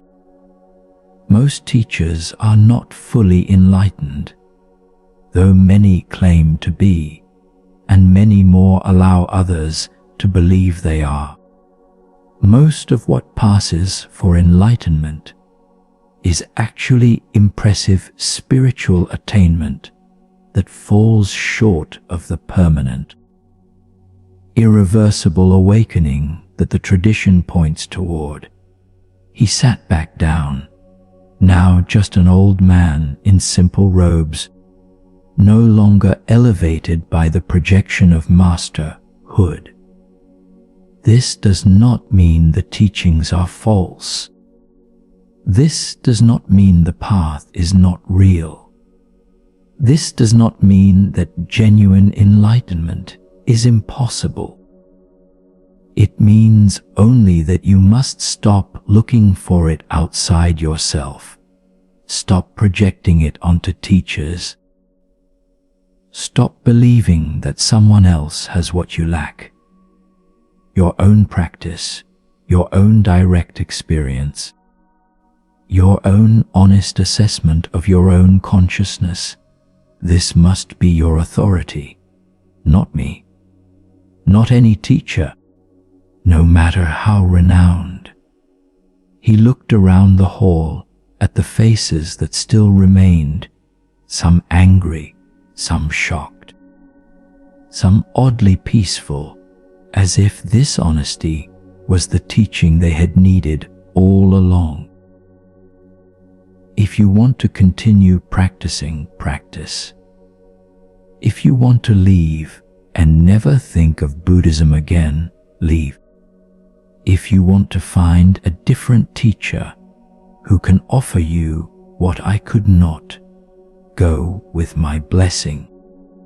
But whatever you choose, choose it from truth, not from the comfortable lie that someone else is enlightened and will save you, guide you, do the work for you. Then he bowed, stood, and walked out of the hall. He did not return. He spent his final years in a small hermitage, practicing as a beginner, admitting his lack of realization, starting over from honesty rather than from pretense. Some of his former students visited him there and found him more genuine, more helpful, more authentically present than he had ever been as a renowned master. Others never forgave him and spoke of him only with bitterness. The institution he had built collapsed within months. His books were removed from monastery shelves. His name was struck from the lineage records, but a few students understood what he had done. They saw that his final teaching was his real teaching, that the admission of his deception was more valuable than 50 years of enlightened instruction, that his willingness to destroy his reputation, to face the consequences of his dishonesty, to choose truth over comfort even at the end of his life, this was the genuine transmission they had been seeking all along. Not the transmission of enlightenment, which he could not give because he did not have it, but the transmission of integrity, of courage, of the willingness to be honest even when honesty costs everything. This final forbidden tale is perhaps the most dangerous, the most subversive, the most likely to undermine faith in spiritual teachers and institutions.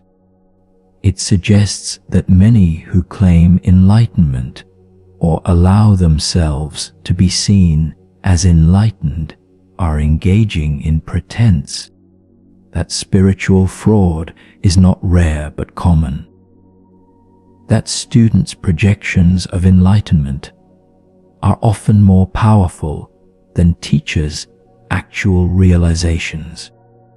This is a deeply uncomfortable truth, but it is a necessary truth.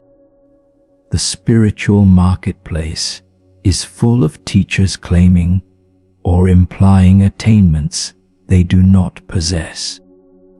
Some do this consciously, cynically, for money or power or ego gratification.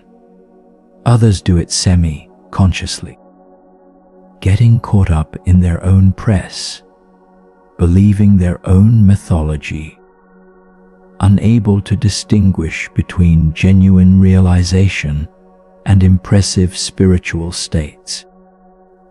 Still others do it unconsciously, receiving projections without realizing what is happening, gradually becoming the image students have of them, rather than who they actually are. The forbidden teaching is this: you must be ruthlessly discerning. You must trust your own direct experience more than any teacher's claims. You must be willing to see teachers as human beings with genuine gifts and genuine limitations, not as perfect enlightened beings who have transcended human weakness. You must take teachings that are useful while recognizing that they come from imperfect sources. You must be willing to walk away when a teacher's limitations outweigh their gifts, when their pretense becomes more harmful than their wisdom is helpful. And if you are a teacher yourself, or aspire to be one, you must commit to absolute honesty about your own realization and its limits. You must resist the temptation to allow students' projections to stand uncorrected. You must be willing to say, "I don't know," and "I am not there yet," and "I am still working on this myself." You must choose integrity over reputation, truth over success, authentic limitation over fraudulent perfection. This will cost you students money, respect, but it will preserve your soul and serve genuine Dharma more than any pretense could. As you lie here in the final moments of this journey through forbidden teachings, absorb this last and most dangerous truth: there are no perfect masters. There is no one who will save you or do the work for you. There is only the path itself, walked honestly, practiced sincerely, navigated with your own discernment and wisdom. Teachers can help, teachings can guide, but ultimately you are alone with your own consciousness, your own choices, your own responsibility to be honest about where you are and what you have actually realized, rather than what you wish you had realized, or what others believe you have realized. The 7 forbidden tales are complete. You have journeyed through teachings that expose the shadow side of spiritual practice, the uncomfortable truths that mainstream spirituality often conceals.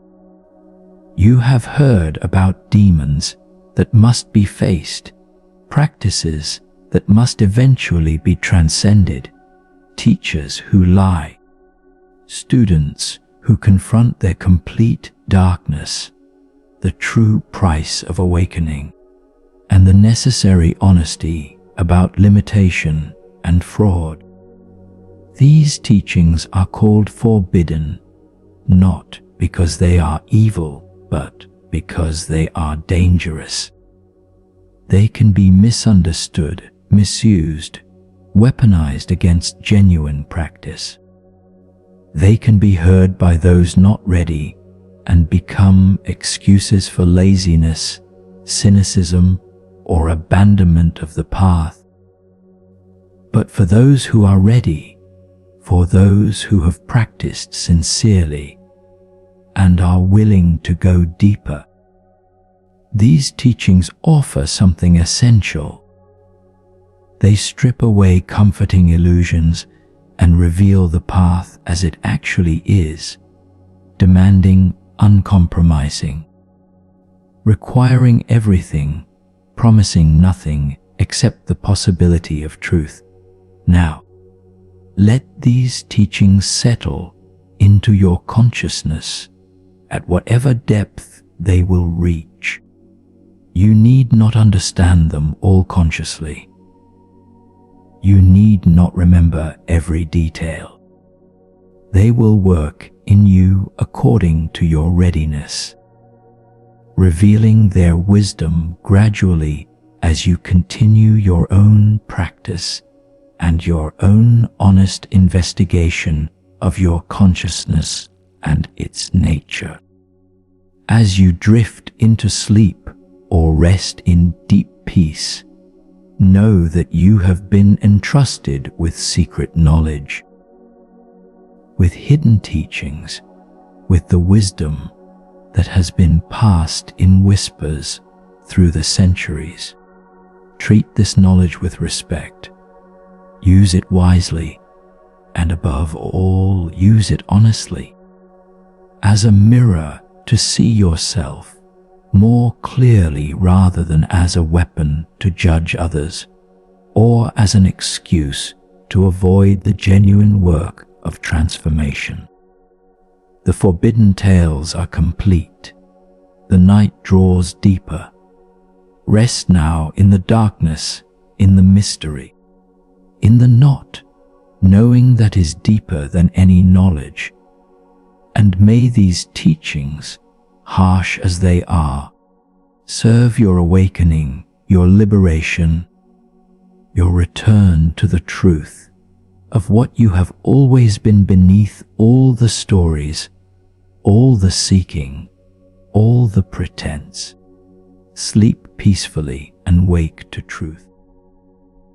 As we move deeper into this night, deeper into the darkness that holds these ancient secrets, let yourself relax even more fully. The 7 forbidden tales have been told, but their work in you has only begun, like seeds planted in fertile soil. These teachings will grow in the darkness of your unconscious mind, sending roots down into the deepest layers of your being, preparing to sprout at the exact moment when you are ready to receive their full meaning. This is the nature of secret teachings, of hidden wisdom passed down through the generations. They are not meant to be understood immediately, analyzed intellectually, grasped conceptually.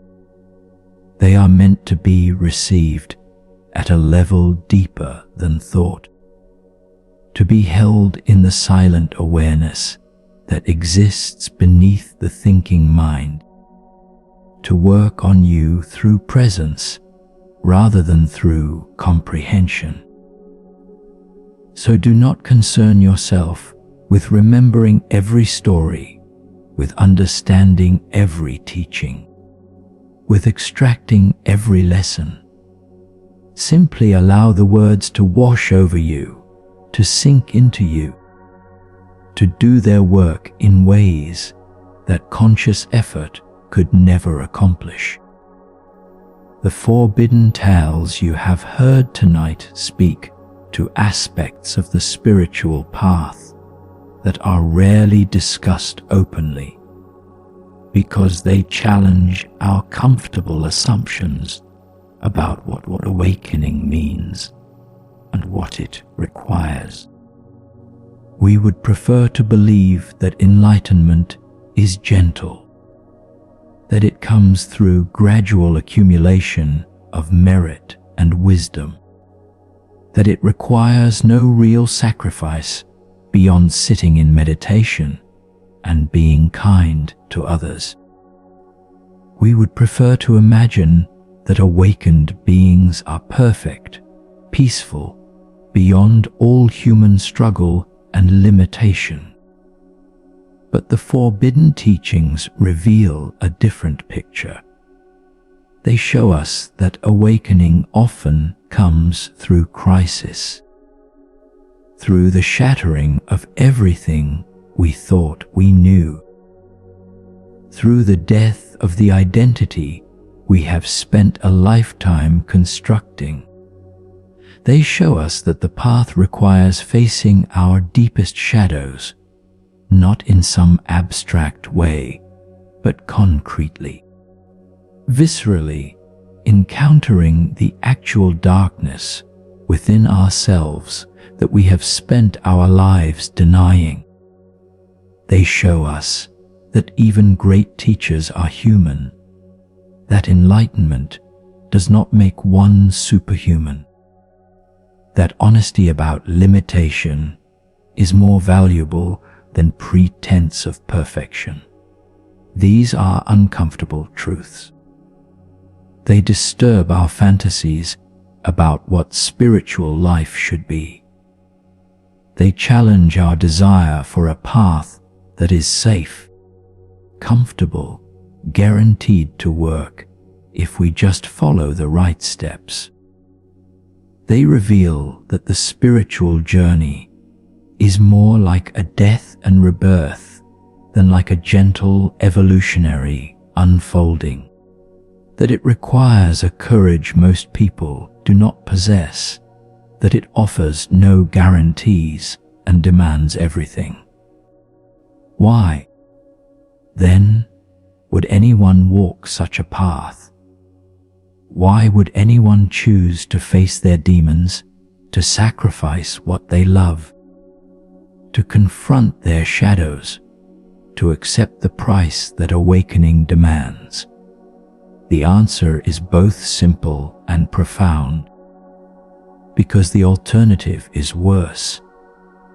The alternative is to remain asleep, to live in comfortable illusion, to never know the truth of what you are, to die without ever having truly lived. The alternative is to spend your entire existence in a dream, never waking up, never seeing clearly, never touching the reality that lies beneath the surface of conditioned perception. For those who have tasted even a drop of genuine awakening, for those who have glimpsed, even for a moment, what lies beyond the veil of ordinary consciousness, there is no going back.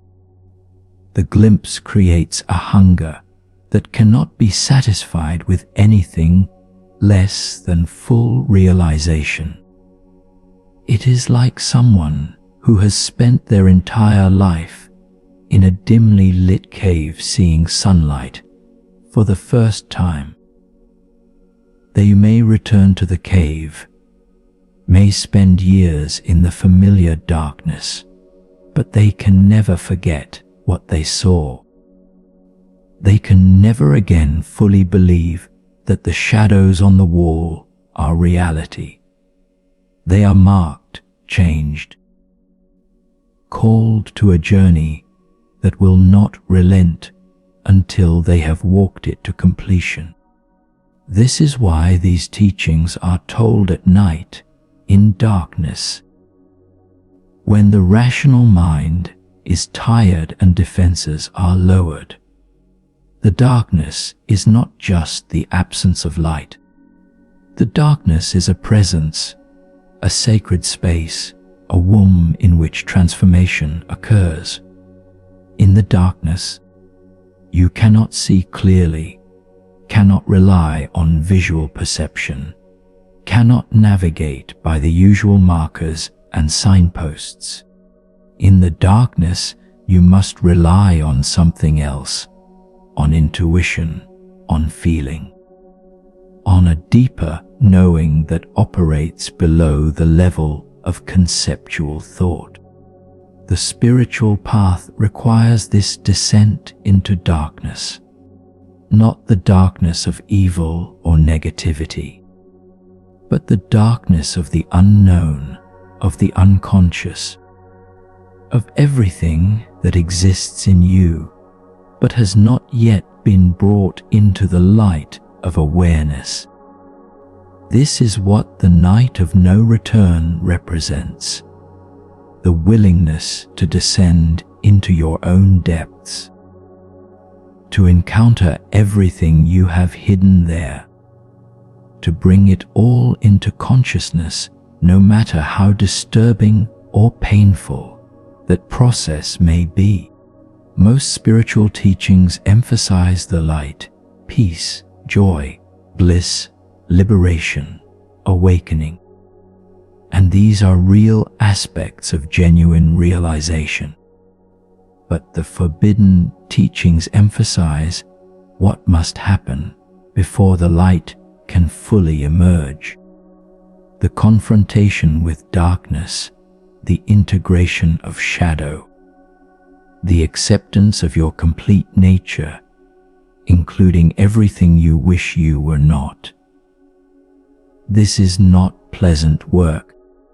It is not gentle or comfortable or easily achieved, but it is necessary. Light without darkness is incomplete, unsustainable, ultimately illusory. True awakening includes both, embraces both, transcends the dualistic division between light and dark by recognizing that both are expressions of the same fundamental reality.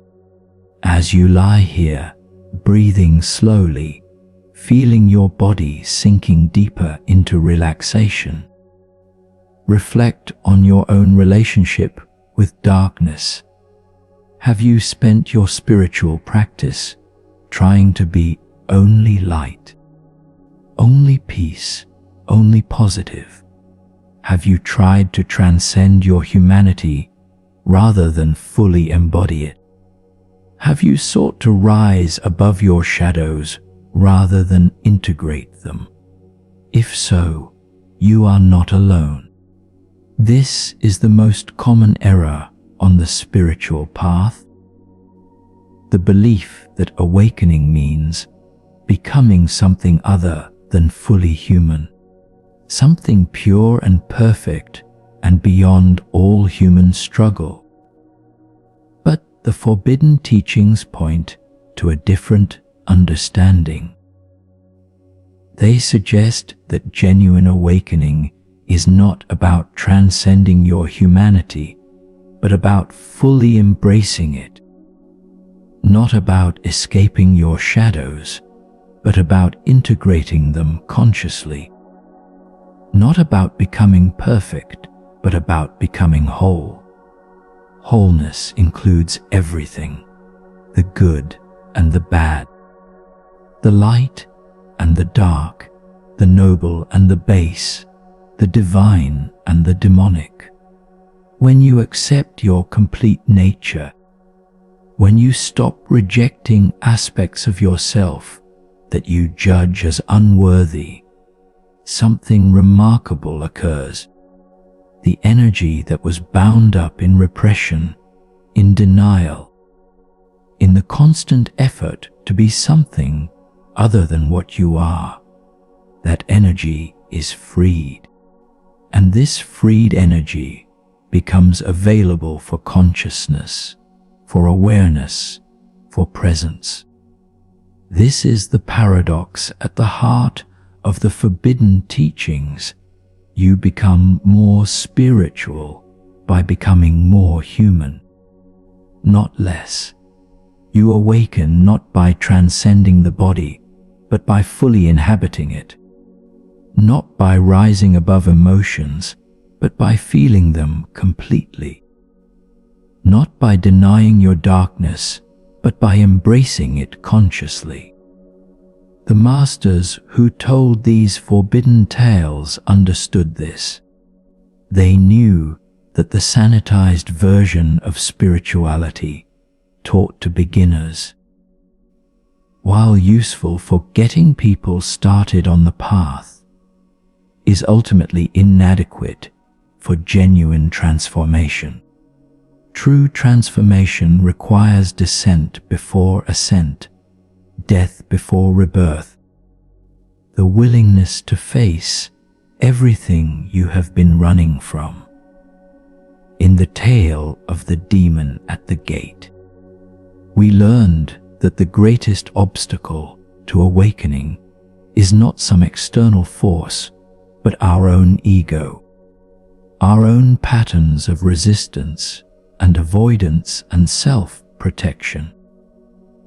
This demon is fierce, not because it is powerful in itself, but because we have fed it for a lifetime, have identified with it so completely that we believe it is who we are.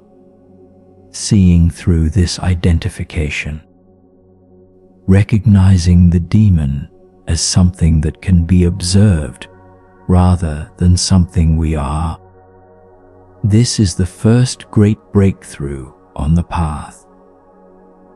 In the tale of the monk who stopped meditating, we learn that techniques and practices are necessary training wheels, but can become obstacles if we do not know when to let them go.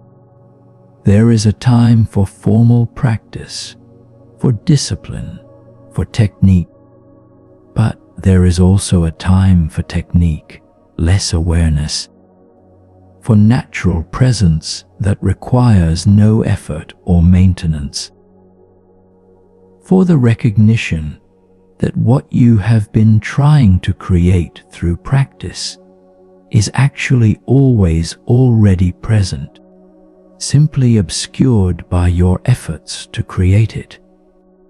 In the tale of the master who lied, we encountered one of the most challenging aspects of spiritual teaching: the recognition that truth is contextual, that what serves awakening in one situation may hinder it in another, that even lying can be in service of deeper truth if it meets the student where they are and moves them toward greater reality. This is not a license for teachers to deceive, but a recognition that wisdom cannot be reduced to simple rules. That genuine teaching operates from understanding of principles rather than from adherence to precepts. In the tale of the night of no return, we faced the necessity of confronting our complete shadow, of seeing every aspect of ourselves that we have denied or hidden, of accepting our full human nature, including our capacity for every form of darkness. This confrontation is terrifying because it destroys our innocent self-image, our belief that we are good people, our identity as spiritual seekers who are progressing toward purity. But this destruction is necessary only when we have seen and accepted our complete nature can we be free of the shadow's unconscious power over us.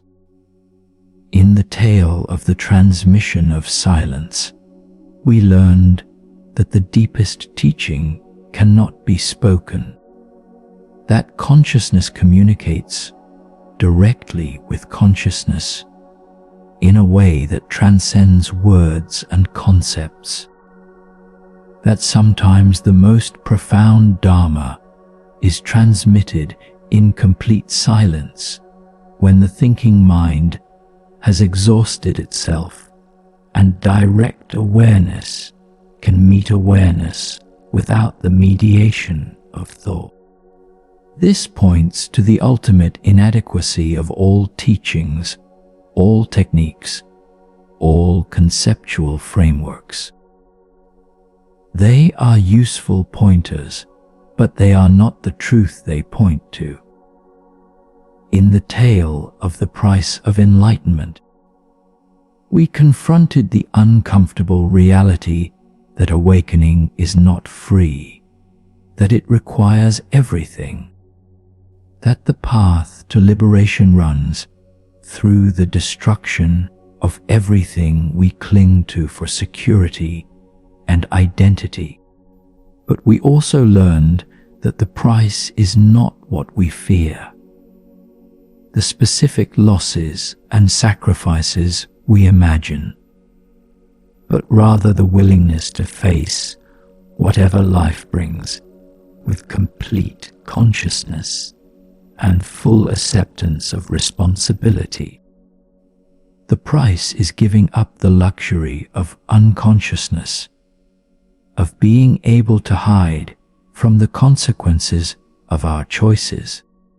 And in the final tale, the tale of the master who confessed his fraud, we learn that honesty about limitation is more valuable than pretense of perfection. That genuine integrity requires the courage to admit when we have been living a lie. That even great reputations built over decades are worth sacrificing for the sake of truth. This tale challenges us to be ruthlessly honest with ourselves about our actual level of realization. To resist the temptation to claim attainments we do not possess, to value truth over comfort or success or recognition. These 7 tales work together to paint a picture of the spiritual path that is more challenging, more demanding, more honest than the picture usually presented, but it is also more real, more achievable in a genuine sense, more grounded in actual human experience rather than in fantasy about what humans should be. The forbidden path is not for everyone. Most people are not ready for this level of honesty, this degree of challenge, this willingness to have everything they believe destroyed. And that is fine. There are gentler paths, gradual approaches, methods that work with people where they are, rather than demanding that they face more than they are ready to face. But for those who are ready, for those who have exhausted gentler approaches and found them insufficient, for those who are willing to risk everything for the possibility of genuine awakening, these forbidden teachings offer something invaluable. They offer a map through territory that most teachings do not acknowledge exists. They offer permission to face what you have been told should not be faced, to question what you have been told should not be questioned, to explore aspects of consciousness and shadow that conventional spirituality pretends do not exist or insists can be bypassed through pure practice. As the night deepens, as your body grows heavier and your mind grows quieter, let these teachings work on you in silence. You need not process them, need not figure them out, need not extract lessons or make plans for how to apply what you have heard. Simply let them be present in your awareness.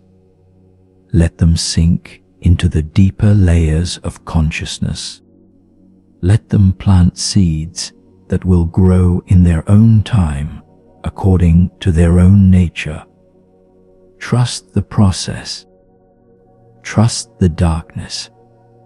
Trust that transformation is occurring even when you cannot see it, especially when you cannot see it. The forbidden teachings are not meant to make you feel bad about yourself or your practice. They are not meant to discourage you or to suggest that awakening is impossible or that the path is hopelessly difficult. They are meant to clear away illusions, to strip away comforting fantasies, to reveal the path as it actually is so that you can walk it with eyes open rather than with eyes closed, with honest assessment of what is required, rather than with naive hope that it will be easier than it is. And paradoxically, this honesty about difficulty makes the path more accessible, not less. When you know what you are actually facing, when you understand that the spiritual journey will require confronting your demons and integrating your shadows and dying to your identity and bearing the full weight of consciousness. Then you can prepare yourself appropriately. You can develop the courage and honesty and willingness that the path actually requires. You can stop wasting energy on techniques and approaches that promise easy enlightenment and instead engage with practices that actually transform at the deepest levels. Moreover, when you understand that awakening is not about becoming perfect, but about becoming whole, not about transcending humanity, but about fully embracing it, then you can relax into your practice in a new way. You can stop beating yourself up for having difficult emotions or disturbing thoughts or shadow aspects. You can recognize these as part of your complete humanity, as material to be worked with rather than as obstacles to be overcome, as potential allies rather than as enemies to be defeated. The masters who developed these forbidden teachings understood something essential. Human beings are not meant to be angels. We are not meant to be purely spiritual, untouched by earthly concerns, floating above the mess of embodied existence. We are meant to be fully human, which means fully embodied, fully emotional, fully engaged with life in all its beauty and ugliness, all its joy and sorrow, all its light and darkness. The spiritual path, rightly understood, is not about escaping humanity, but about waking up within humanity. Not about leaving the body behind, but about bringing full consciousness into the body. Not about rising to heaven, but about recognizing that heaven and earth, spirit and matter, consciousness and form, are not two separate realms, but are different aspects of one undivided reality. When you understand this, when you really take it in, everything changes. Your practice becomes more grounded, more honest, more integrated with daily life. You stop dividing your existence into spiritual time and ordinary time, into sacred space and profane space, into the person you are in meditation and the person you are in the world. You recognize that every moment is spiritual time, every space is sacred space.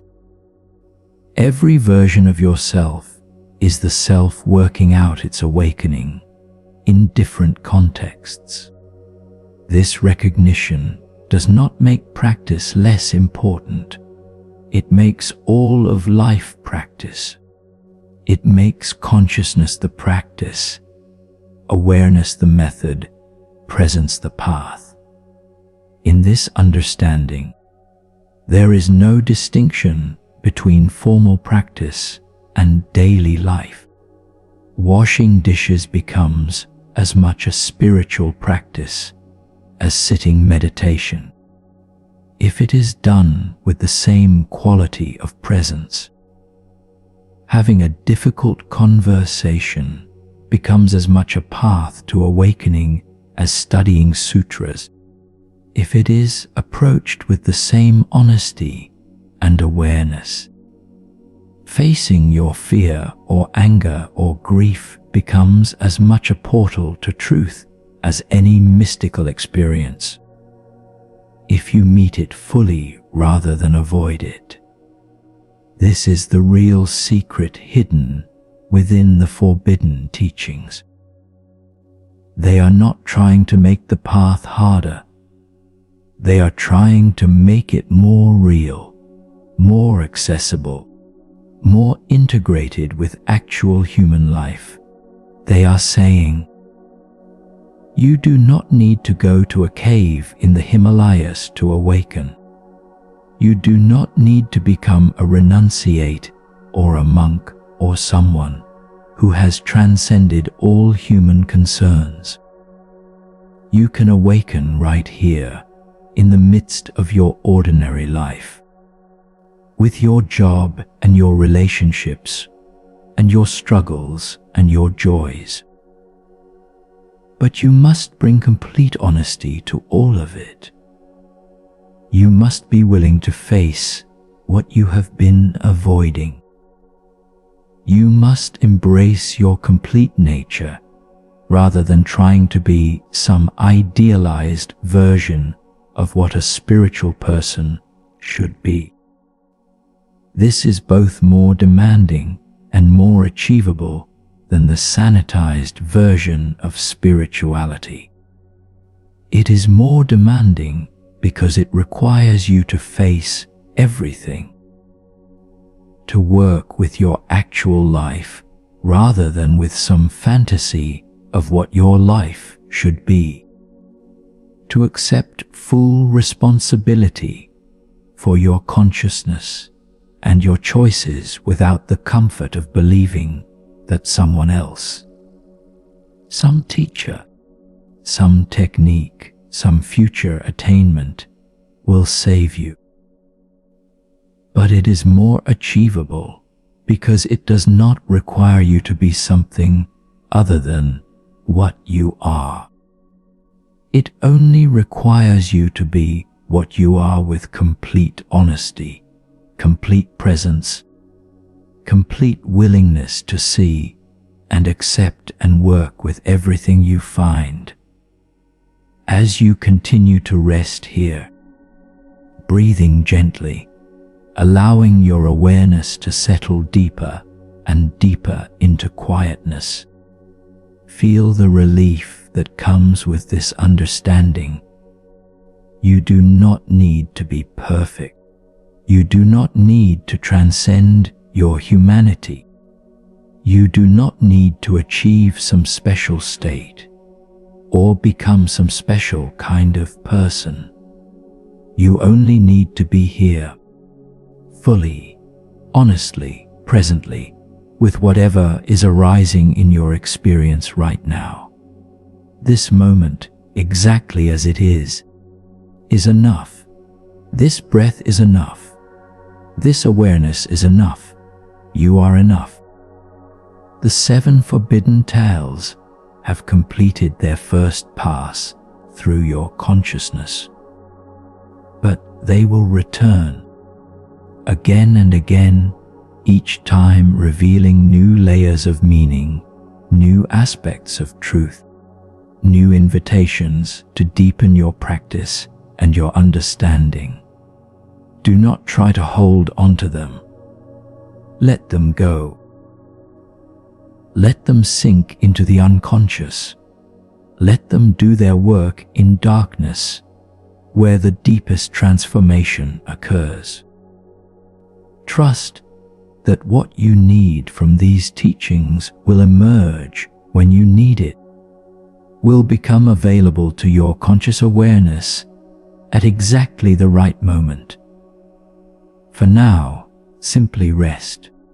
Let go of all seeking, all striving, all effort to understand or achieve or become anything other than what you already are. Feel the peace that exists beneath all the turbulence of thought and emotion.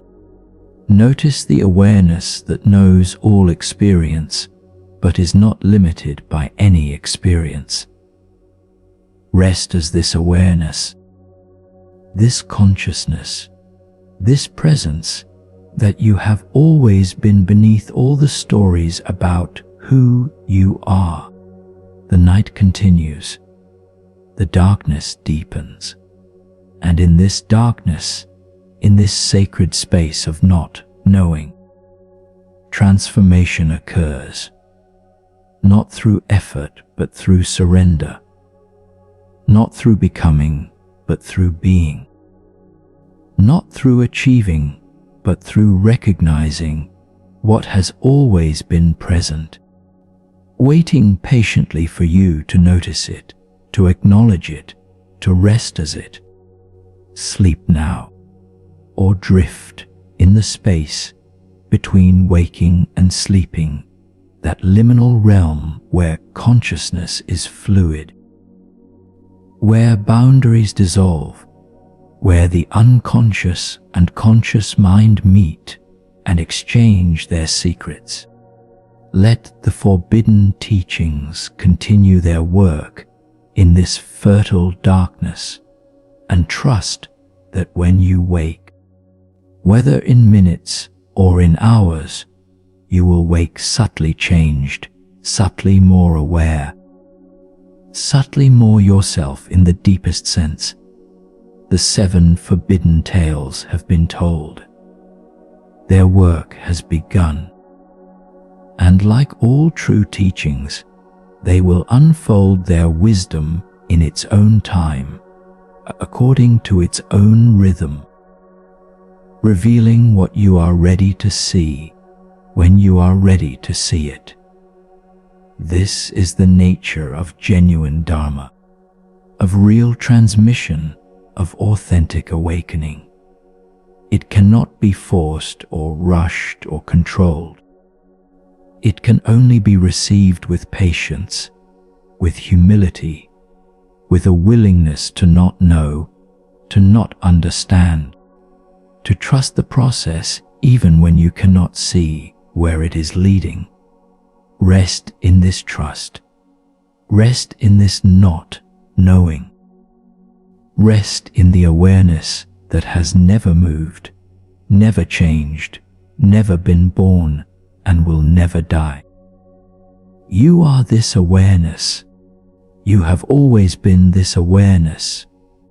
You will always be this awareness.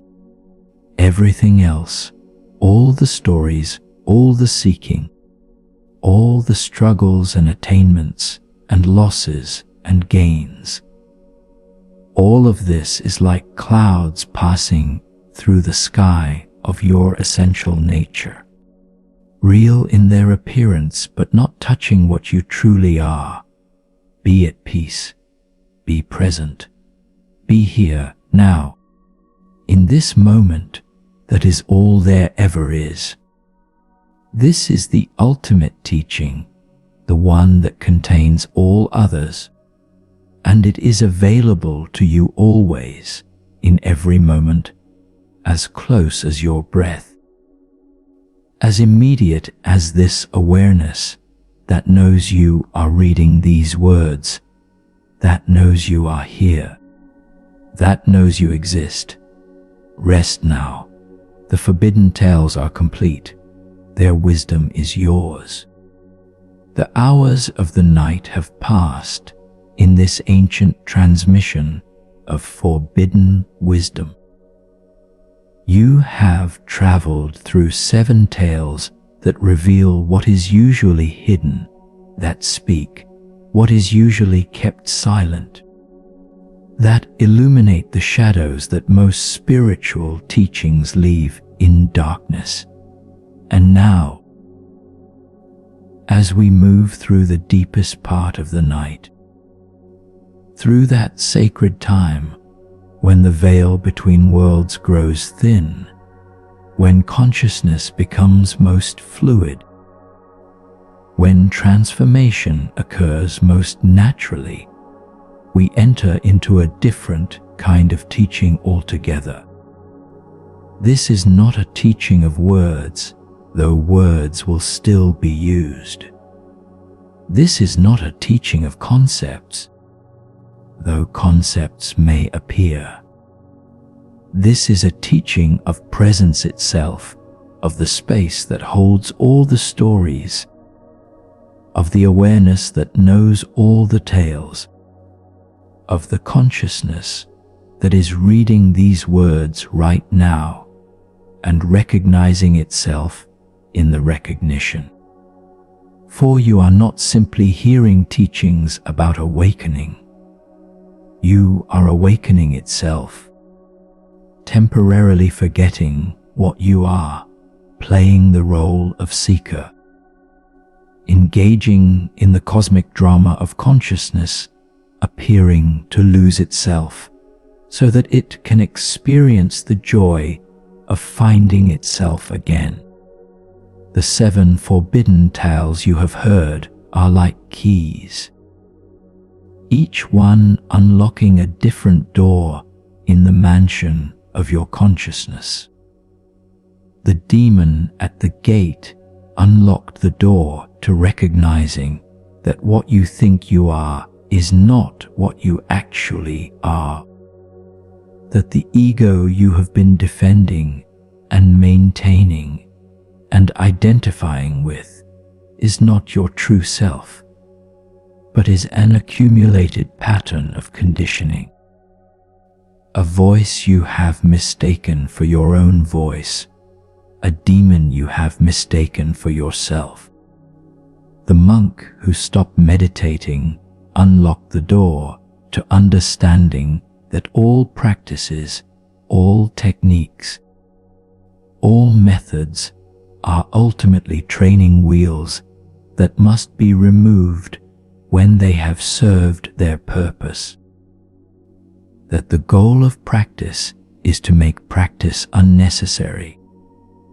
That you practice presence until presence becomes so natural that practice dissolves into simply being, into awareness that is effortless because it is what you are rather than something you do.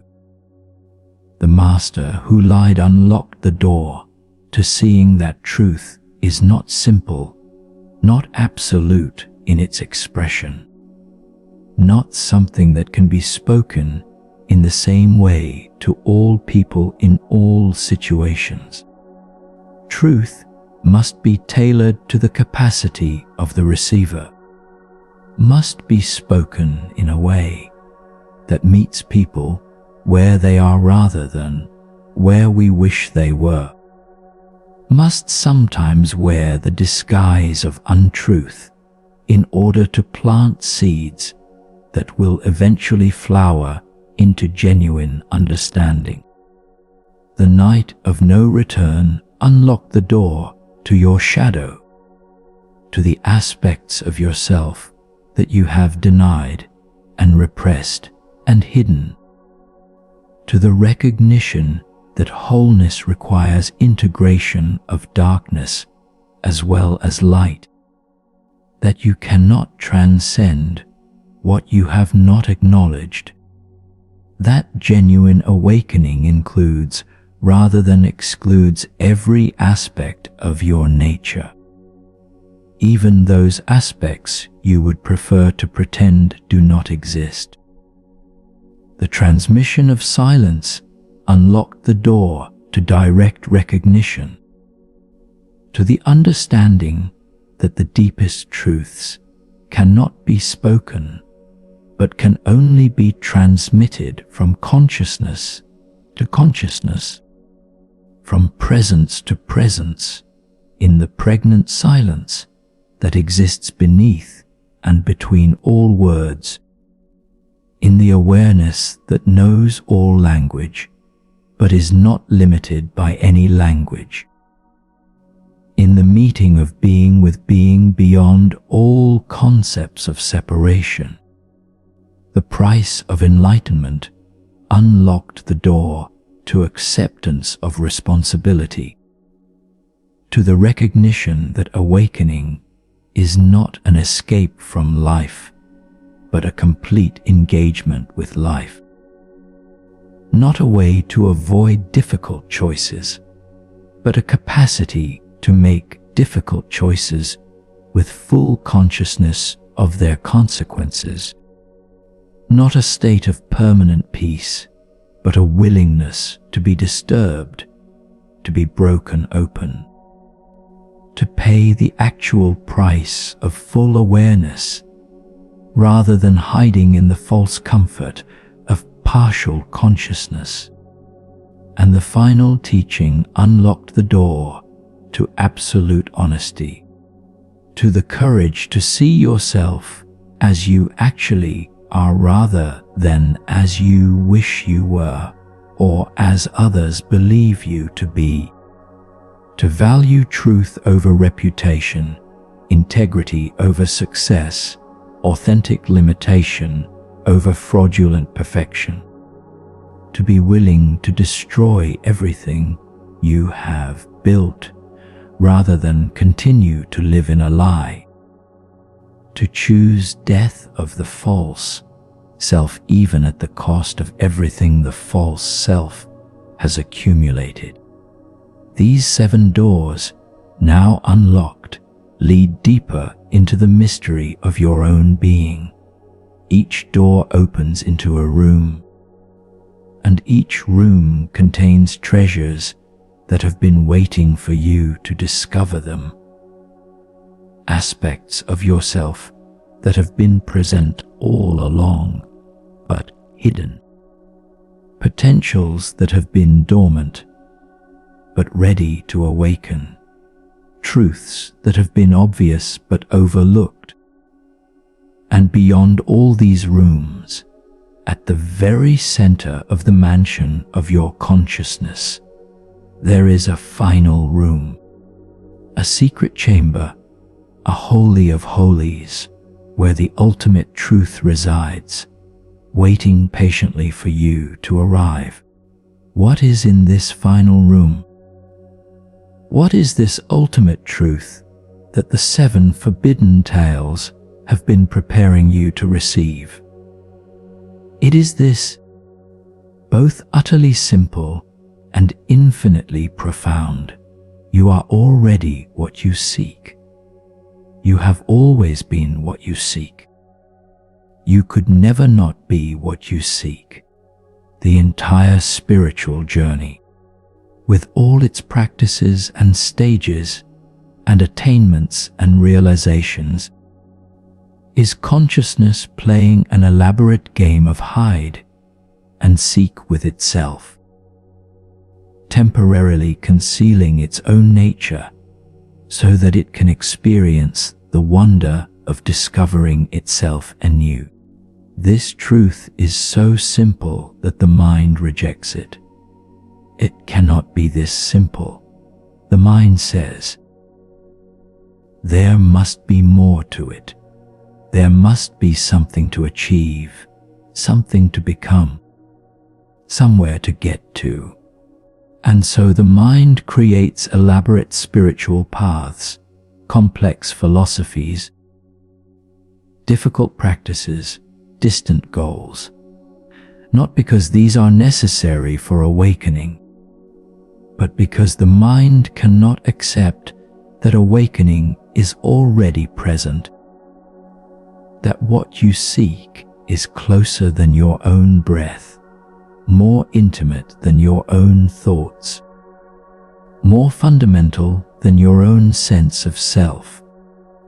The mind needs a journey because the mind exists in time, is constructed of time, cannot function without the framework of past leading to present leading to future. To the mind, there must be a path from ignorance to knowledge, from delusion to awakening, from here to there. But to consciousness itself, to the awareness that you actually are beneath all the mind's constructions, there is no journey because there is nowhere to go, nothing to achieve, no one to become. There is only this eternal present moment, this awareness that has never moved, this presence that is always already complete. This is why these teachings are called forbidden. Not because there is some authority that prohibits them, but because they are dangerous to the ego, to the sense of self that is constructed around being a spiritual seeker, around having a path to walk, around needing to achieve awakening. These teachings threaten to undermine the entire project of spiritual seeking by revealing that seeking itself is the obstacle. That what you seek is found not through seeking, but through the cessation of seeking. Not through becoming, but through recognizing what you already are.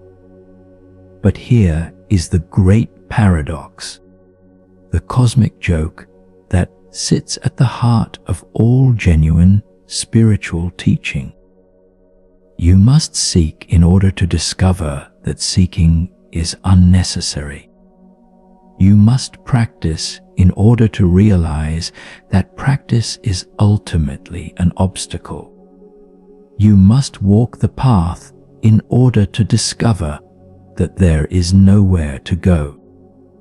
The journey is necessary not because it takes you somewhere you are not, but because it exhausts the belief that you need to get somewhere, because it dissolves the illusion that you are not already what you seek. This is why every genuine master, every authentic teaching contains both affirmation and negation, both encouragement to practice and pointing to what is beyond practice, both honoring the path and revealing its ultimate purposelessness. The teaching must meet you where you are, which is in identification with being a seeker, and gradually, skillfully, compassionately guide you to the recognition that you are not actually the seeker, but the sought, not the one who is lost, but the one who was never lost, not the dreamer trying to wake up, but awareness itself appearing as the dream of being a dreamer trying to wake up.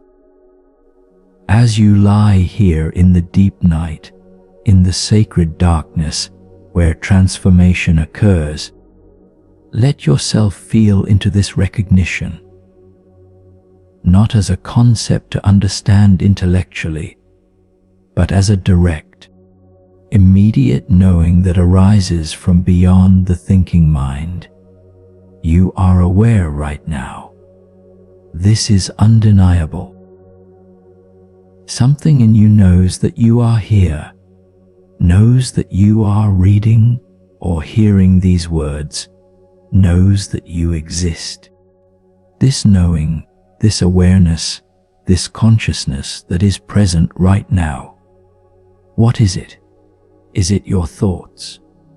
No, because you can observe your thoughts, can notice them arising and passing, which means you are not the thoughts, but the awareness that knows the thoughts.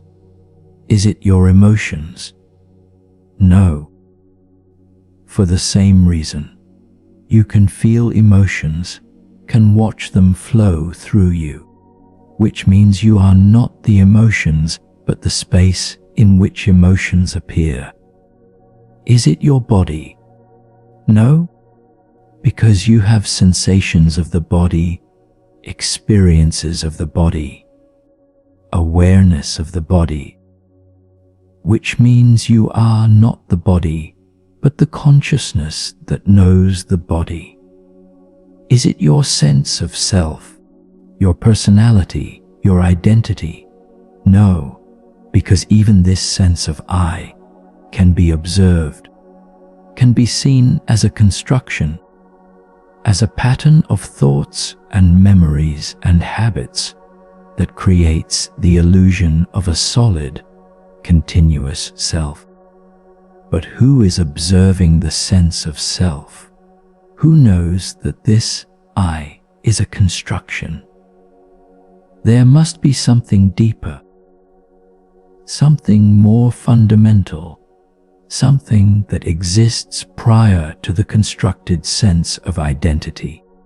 This is what you are, not the content of consciousness, not the thoughts, emotions, sensations, sense of self, but consciousness itself.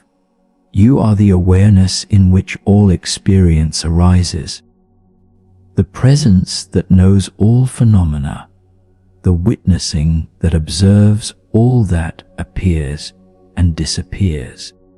And this awareness, this consciousness, this presence is not personal. It is not yours, in the sense of being a possession or a quality of the person you take yourself to be. It is what you actually are beneath and beyond the person, prior to the person, more fundamental than the person. This is the direct recognition that all the forbidden tales have been pointing toward. The demon at the gate is not you. You are the awareness that can see the demon. The practices you engage in are not you. You are the awareness that knows whether you are practicing or not practicing. The lies and truths of teachers are not you. You are the awareness that discerns between truth and falsehood. The shadow you explore is not you. You are the awareness that can embrace shadow and light equally. The silence that transmits wisdom is not you. You are the awareness that is present in both silence and sound. The price you pay for awakening is not paid by you. It is paid by the constructed self, while you remain as the awareness that witnesses the payment. The honesty you practice is not you being honest. It is awareness recognizing itself through the vehicle of honesty. Every teaching, every practice, every experience, every moment of seeking and finding and losing and seeking again, all of it is occurring within awareness, within consciousness, within this fundamental presence that you are. And this awareness is not affected by any of what occurs within it. Thoughts arise and pass. Awareness remains unchanged. Emotions flow through. Awareness is untouched. The body ages and eventually dies. Awareness continues because it was never born and therefore cannot die. Even the sense of being a self, a person, a seeker on a path, this sense arises and eventually will dissolve, and awareness will remain as it has always remained, unchanging, eternal, complete. This is not a concept to believe in. This is not a philosophy to adopt. This is a direct recognition to be realized through your own immediate experience. Right now, in this moment, you can verify this for yourself. Notice the awareness that knows you are here. Notice how this awareness is always present, has been present for every moment of your life, will be present for every moment until your final breath and perhaps beyond. Notice how this awareness does not come and go like thoughts and feelings and experiences. It is the constant background, the unchanging screen on which all the movie of your life is projected. And notice something even more subtle. This awareness is not separate from what it is aware of. There is not awareness over here and experience over there, subject and object, witness and witnessed. There is simply awareness knowing itself in and as all experience, consciousness recognizing itself in and as all phenomena, the one appearing as the many without ever actually becoming divided or separate. This is the ultimate truth that all non-dual teachings point toward. You are not the awareness of reality. You are reality aware of itself. You are not consciousness knowing the universe. You are the universe conscious of its own existence. There is no separation. There never was. There never could be. This recognition, when it becomes stable, when it becomes your lived reality, rather than just an intellectual understanding or a temporary glimpse, is what is called awakening, enlightenment, liberation, realization. It is not a special state that you achieve. It is the recognition of what has always been true, what is true right now. What cannot not be true, because it is more fundamental than truth and falsehood, more basic than existence and non-existence, more real than reality itself. But here is where the teaching becomes truly subtle, where the forbidden wisdom reveals its deepest secret. This recognition alone is not enough. Many people have this recognition intellectually. Many have even tasted it experientially in moments of insight or meditation, or psychedelic exploration. But recognition alone does not transform your life, does not end your suffering, does not free you from the patterns of conditioning that continue to operate even after recognition has occurred. This is the great trap that contemporary non-dual teachings often fall into. They emphasize recognition of your true nature, while neglecting the necessary work of integrating this recognition into your lived experience, of allowing it to transform your relationships and choices and actions, of embodying it fully rather than just understanding it conceptually. Recognition is crucial. It is the foundation, the ground, the essential insight without which no real transformation can occur. But recognition must mature into realization, must deepen into embodiment, must grow from an insight into a lived reality. This maturation requires time. It requires continued practice. Not to achieve something you don't have, but to stabilize and deepen the recognition of what you are.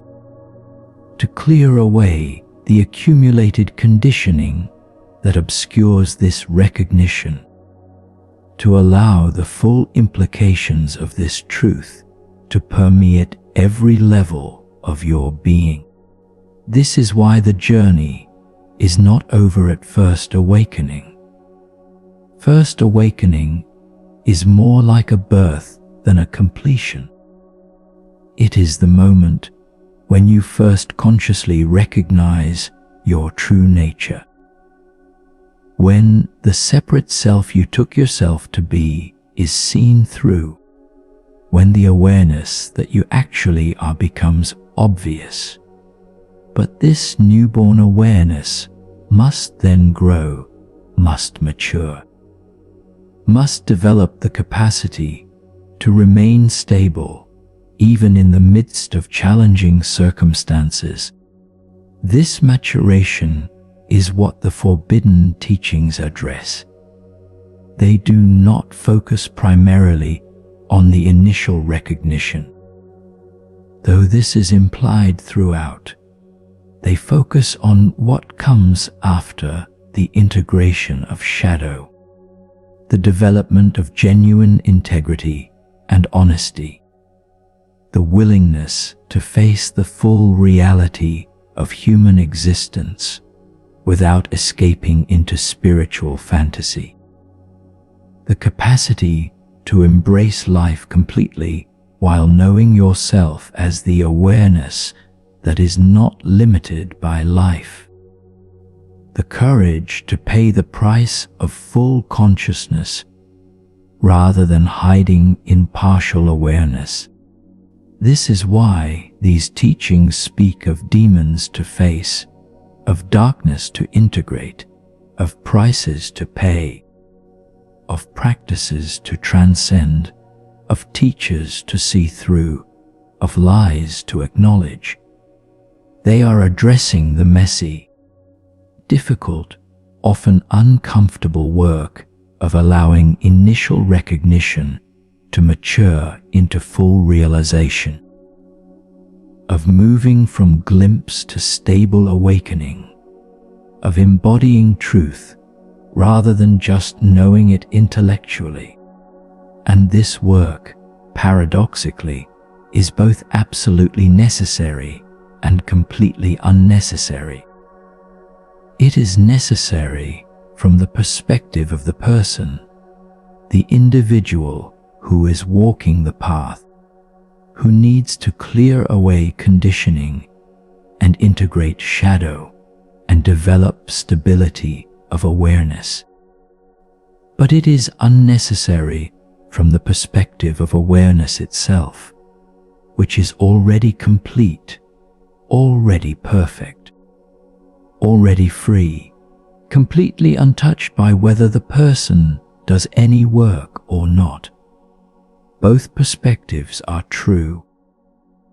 This is the razor's edge that genuine teaching must walk, honoring the relative truth that there is work to do, a path to walk, practices to engage in, transformation to undergo, while simultaneously pointing to the absolute truth that what you seek is already fully present, that your essential nature is already complete, that there is ultimately nothing to achieve because you already are what you are trying to become. The forbidden teachings lean heavily into the relative side of this paradox. They emphasize the difficulty, the challenge, the price, the work that must be done. They do this not to discourage, but to counterbalance the contemporary spiritual tendency to collapse into the absolute perspective prematurely, to claim, "I am already awakened, there is nothing to do," while remaining fundamentally unchanged. While patterns of selfishness and unconsciousness and reactivity continue to operate unexamined. But even as these teachings emphasize the work, they do so while holding the deeper truth that the work is done by consciousness itself. That transformation happens by itself when conditions are right. That you cannot force awakening through effort, but can only create the conditions in which awakening naturally occurs. It is like farming. You cannot make a seed grow, but you can prepare the soil, plant the seed, provide water and sunlight, remove weeds, and trust that growth will happen by itself according to the seed's own nature. The 7 forbidden tales are like this They prepare the soil of your consciousness by disturbing comfortable assumptions, by challenging spiritual fantasies, by revealing the shadow aspects that must be integrated, by stripping away false certainties and comforting illusions. They create conditions in which genuine transformation can occur. But the transformation itself, the actual shift in consciousness, the moment of recognition, and the process of maturation, this happens by itself, emerges from depths you cannot control, unfolds according to a wisdom that is beyond your personal will or understanding. Your work, then, is not to make awakening happen, but to remove the obstacles to what is trying to happen naturally. Your work is to see through the patterns that obscure your true nature, to integrate the shadow aspects that create division within yourself, to develop the honesty and integrity and courage that allow truth to be lived rather than just known. Your work is to prepare the vessel, to make yourself available, to create the space in which consciousness can recognize itself through you, in you as you. This is the real meaning of practice. Practice is not about achieving some future state. Practice is about becoming so completely present, so thoroughly available, so utterly transparent that what you already are can shine through without obstruction. Every meditation session, every moment of mindfulness, every act of self-inquiry, every confrontation with shadow, every choice made from consciousness rather than from conditioning, all of this is clearing away what clouds your essential nature, is removing what stands between the awareness you are and the full embodiment of this awareness in your lived experience. And here is the beautiful secret. Even this work of removing obstacles is done by awareness itself. You are not doing it. Awareness is doing it through you. Consciousness is clearing its own obscurations. The universe is waking up to itself, using your body and mind as the vehicle through which this awakening occurs. There is no separate self that is doing spiritual practice. There is only consciousness exploring itself, knowing itself, liberating itself from its own self-imposed limitations.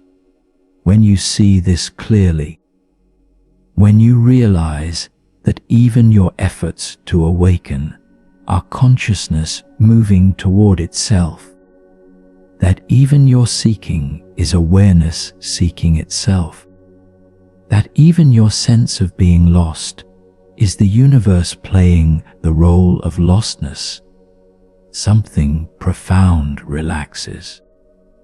The desperate quality of seeking drops away. The anxiety about whether you will ever awaken dissolves. The comparison of yourself to others on the path loses its power. What remains is a natural movement toward truth, a relaxed engagement with practice, a playful participation in the cosmic game of consciousness hide and seeking with itself. This relaxation is itself a sign of maturation. Early seekers are intense, desperate, driven by the suffering of believing themselves to be separate and the hope of achieving enlightenment as a cure for this suffering. But as practice matures, as initial recognitions deepen, as the truth becomes more obvious and more stable, this desperate seeking transforms into something gentler, more easeful, more playful. There is still dedication, still commitment, still engagement with practice, but it comes from a different place. Not from lack, but from fullness. Not from fear, but from love. Not from needing to become something, but from celebrating what already is. The forbidden teachings, for all their emphasis on difficulty and challenge and price, are ultimately pointing toward this relaxation, this easefulness, this recognition that even the most difficult aspects of the path are expressions of consciousness playing with itself, appearances in awareness that do not touch what you truly are. The demon at the gate is fierce, but you are the gate itself, the space through which the demon must pass, unthreatened by its appearance.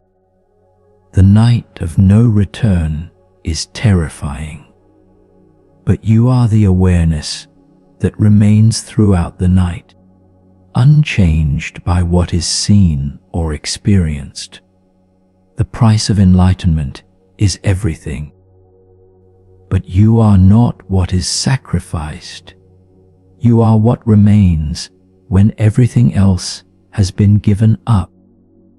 As you rest here in the deep silence of this sacred night, let all of this settle into the quiet spaces of your being. Let go of trying to understand it, or figure it out, or make it happen. Simply rest as the awareness that you are, the presence that has been here all along, the consciousness that needs nothing, seeks nothing, lacks nothing because it is already complete, already whole, already everything. The forbidden tales have done their work. They have opened doors, disturbed certainties, revealed shadows, stripped away illusions. Now they dissolve back into the silence from which they emerged, leaving you alone with yourself, which is to say, leaving awareness alone with itself, consciousness resting in its own nature. The dreamer recognizing that there is no one who needs to wake up, because there was never actually anyone sleeping. Rest in this. Be this. Know this as what you have always been and could never not be. We have reached the final passage of this night journey, the last stretch of darkness before the approaching dawn. The closing chapter of these forbidden teachings that have been whispered through the centuries from master to student, from consciousness to consciousness, from the depths of awareness to the surface of understanding, and back down again into the silent, knowing that exists beyond all words. You have traveled far tonight, though you have not moved at all. You have descended deep, though you remain exactly where you began. You have been transformed, though what you truly are has not changed in the slightest. This is the paradox of the spiritual journey. It is both utterly real and completely illusory, both absolutely necessary and entirely purposeless. Both the most important thing you will ever do, and something that was never actually needed because you were never actually lost. The 7 forbidden tales have worked their way through your consciousness like water through stone, slowly, patiently, inevitably creating channels through which awareness can flow more freely, dissolving the accumulated sediment of conditioning and belief and identification that has obscured your true nature. Each tale has been a kind of medicine, sometimes bitter, always potent, designed to address a specific illness that afflicts consciousness when it becomes trapped in the dream of separation, when it forgets itself and believes it is merely this small, limited, temporary self that was born and will die.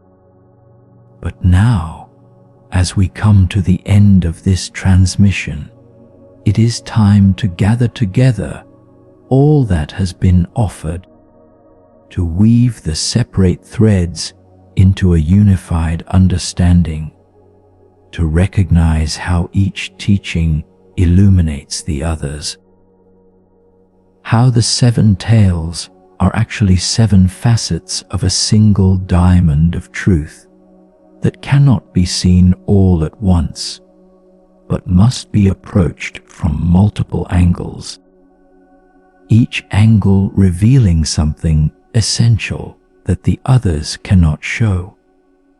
The forbidden teachings, taken together, are revealing a path that is both ancient and immediate, both traditional and revolutionary, both firmly rooted in the Buddhist lineage and radically free from any dogma or institution. This path recognizes that awakening is not a gentle unfolding, but a fierce burning away of everything false. It acknowledges that the spiritual journey requires confronting what we most want to avoid, embracing what we most want to reject, accepting what we most want to deny. It understands that genuine transformation cannot be forced, but also cannot be achieved through passive waiting, that it requires a paradoxical combination of total effort and complete surrender, of doing everything possible and then letting go of the need for any result.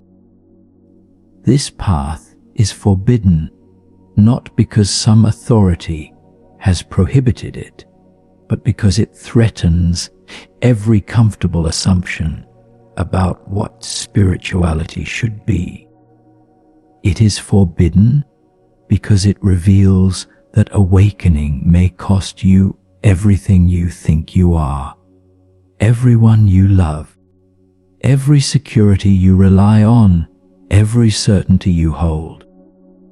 It is forbidden because it exposes the shadow that most teachings ignore, the darkness that exists in every human heart, the capacity for every form of cruelty and selfishness and delusion that we would prefer to believe we have transcended through our spiritual practice. It is forbidden because it insists on absolute honesty, on seeing ourselves as we actually are rather than as we wish to be seen, on acknowledging our limitations and failures and frauds rather than maintaining the spiritual image we have constructed. But paradoxically, this path is also the most liberating, the most compassionate, the most realistic approach to genuine awakening, because it does not require you to be anything other than what you actually are, because it does not ask you to transcend your humanity, but to fully embody it. Because it does not promise an escape from suffering, but a complete transformation of your relationship to suffering. Because it does not offer easy answers or guaranteed results, but invites you into an authentic engagement with reality as it actually is, rather than as you wish it would be. Let us return now to each of the 7 tales and extract the essence of what each has offered, the seed of wisdom that each has planted in the fertile soil of your consciousness, the key that each has provided for unlocking doors within yourself that you may not have even known existed. The tale of the demon at the gate taught you that the greatest obstacle to awakening is not outside yourself, but is your own ego, your own patterns of resistance and defense and self-protection that you have mistaken for yourself. This demon is not something to be fought or defeated, but something to be recognized, seen clearly as a pattern that can be observed rather than an identity that must be defended. The spiritual journey begins with this recognition. You are not the voice in your head, not the constant commentary and judgment and comparison and fear. You are the awareness that knows this voice, the consciousness that can observe the ego's operations without being controlled by them. This first teaching is foundational because until you recognize that what you think you are is not what you actually are, no real transformation can occur. You will continue to use spiritual practice to improve the ego, to make it more peaceful or more loving or more enlightened, rather than recognizing that the ego itself, with all its improvements, is still not your true nature. The demon must be seen clearly, must be recognized as a pattern rather than as a self, before you can pass through the gate that leads to actual awakening. The tale of the monk who stopped meditating taught you that techniques and practices are necessary training wheels that must eventually be removed, or they become obstacles to the very freedom they were meant to facilitate. This is a subtle teaching because it can easily be misunderstood. It is not saying that practice is unnecessary or that you should stop practicing prematurely. It is saying that practice is a means to an end, not an end in itself, and that there comes a point where the very structure of practice creates a duality between the one who practices and what is being practiced, between the meditator and meditation, between effort and what effort is trying to achieve. This teaching invites you to recognize when you are using practice as an escape from life rather than as a deeper engagement with life. When you are creating a division between spiritual time and ordinary time, rather than recognizing that all time is sacred. When you are practicing to achieve some future state, rather than to recognize what is already present.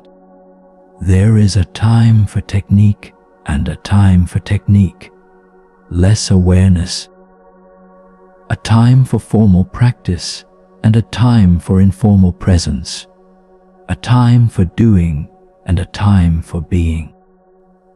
Wisdom is knowing which time is which. The tale of the master who lied taught you that truth is not simple. That wisdom cannot be reduced to rules or precepts that are followed blindly. That genuine teaching requires the capacity to see what each individual needs in each moment, and to provide that even if it looks like something other than truth from the outside. This teaching is dangerous because it can be misused to justify any behavior, any deception, any manipulation by claiming it serves some higher purpose. But the teaching is also essential because it reveals that awakening is not about following rules, but about developing the wisdom to see what serves consciousness and what obscures it. To act from understanding of principles rather than from adherence to prescriptions. This third teaching challenges you to develop discernment, to think for yourself rather than relying on authorities, to trust your own direct experience more than any teaching or teacher, while simultaneously recognizing that genuine wisdom sometimes operates in ways that look wrong from the perspective of conventional morality.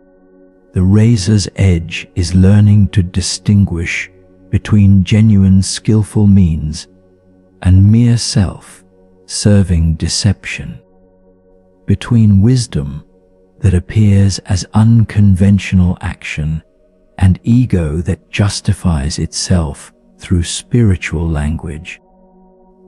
The tale of the night of no return taught you that wholeness requires confronting and integrating your complete shadow, that you cannot transcend what you have not acknowledged. That genuine awakening includes, rather than excludes, every aspect of your nature, including your capacity for darkness, for cruelty, for every form of human failing. This is perhaps the most challenging of all the teachings, because it requires you to see in yourself what you most want to deny, to accept about yourself what you most judge in others, to embrace your complete humanity, including its most disturbing aspects. This teaching is forbidden because contemporary spirituality largely ignores shadow work, preferring to focus on light and peace and love and compassion, while pretending that darkness does not exist or can be bypassed through positive practice.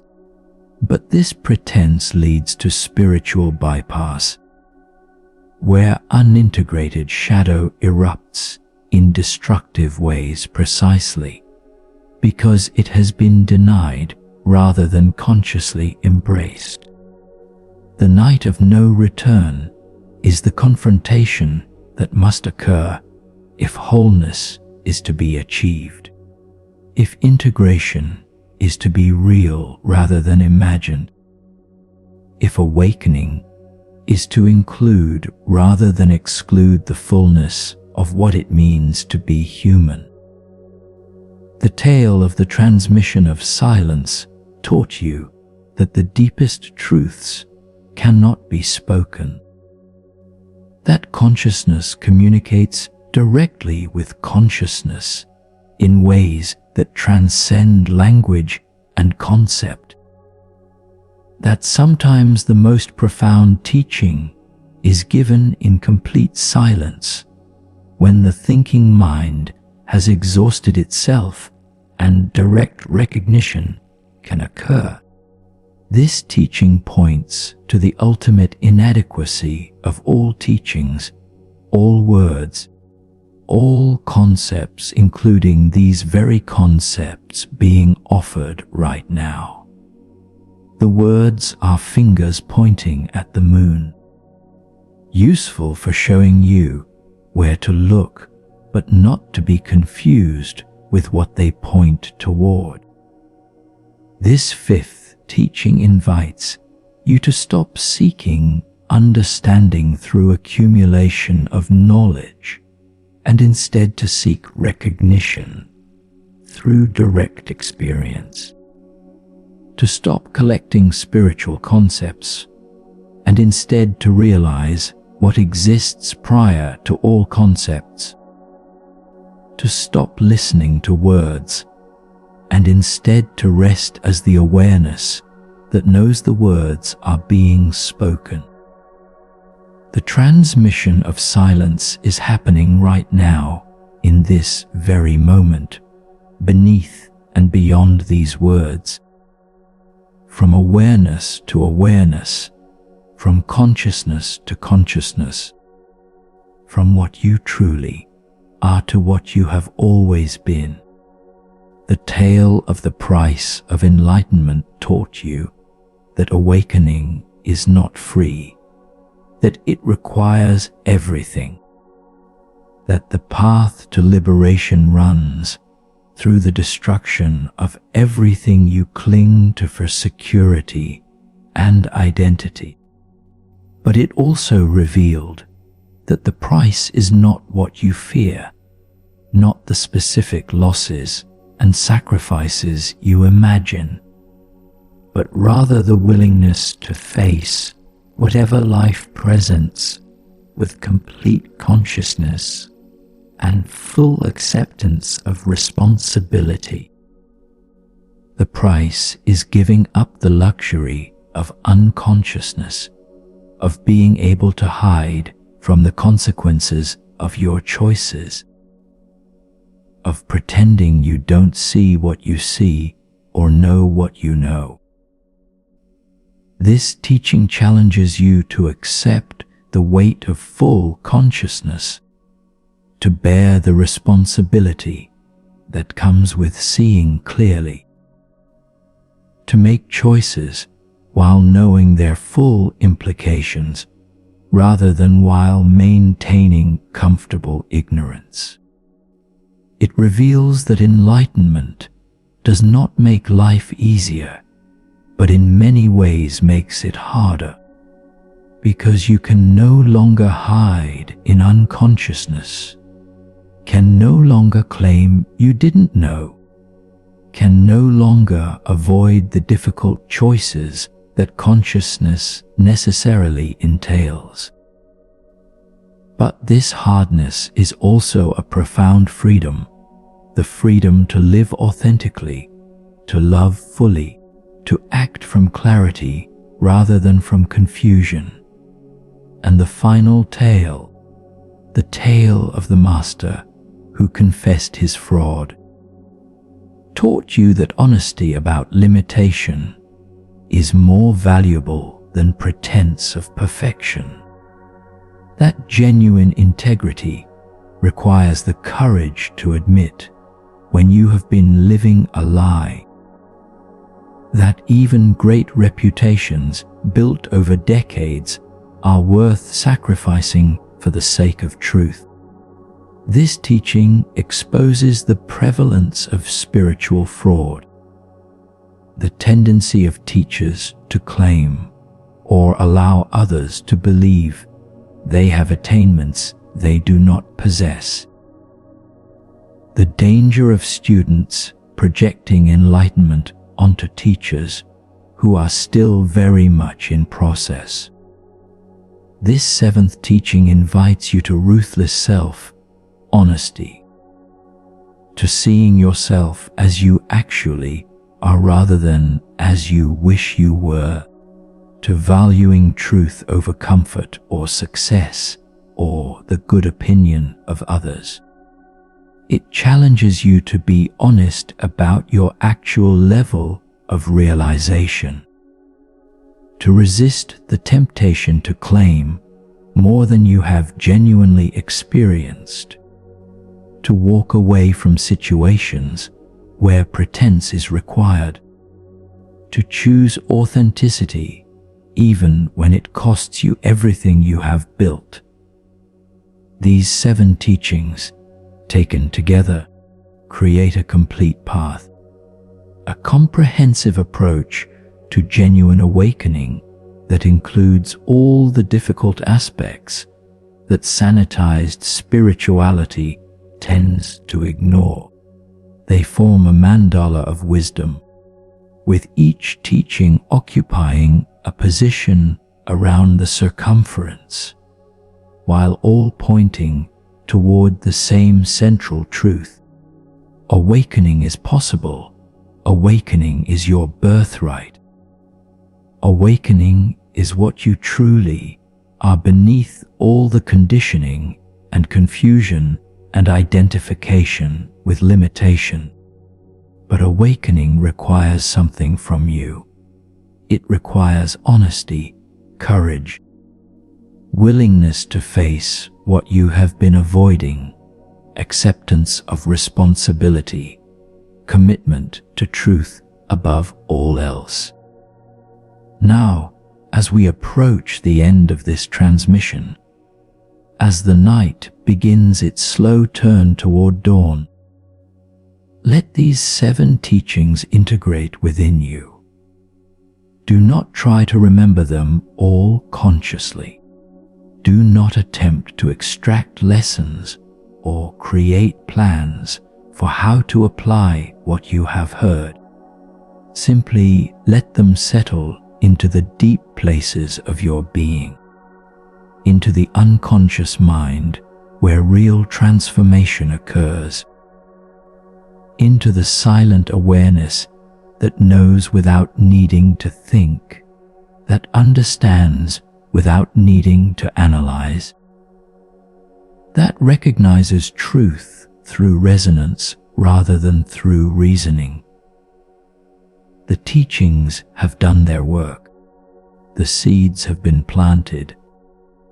Now they need only time and the right conditions to germinate, to send roots down into the dark soil of your unconscious, to eventually break through the surface of consciousness as new understanding, new capacity, new ways of being that emerge naturally from this deeper transformation rather than being forced through willpower or effort.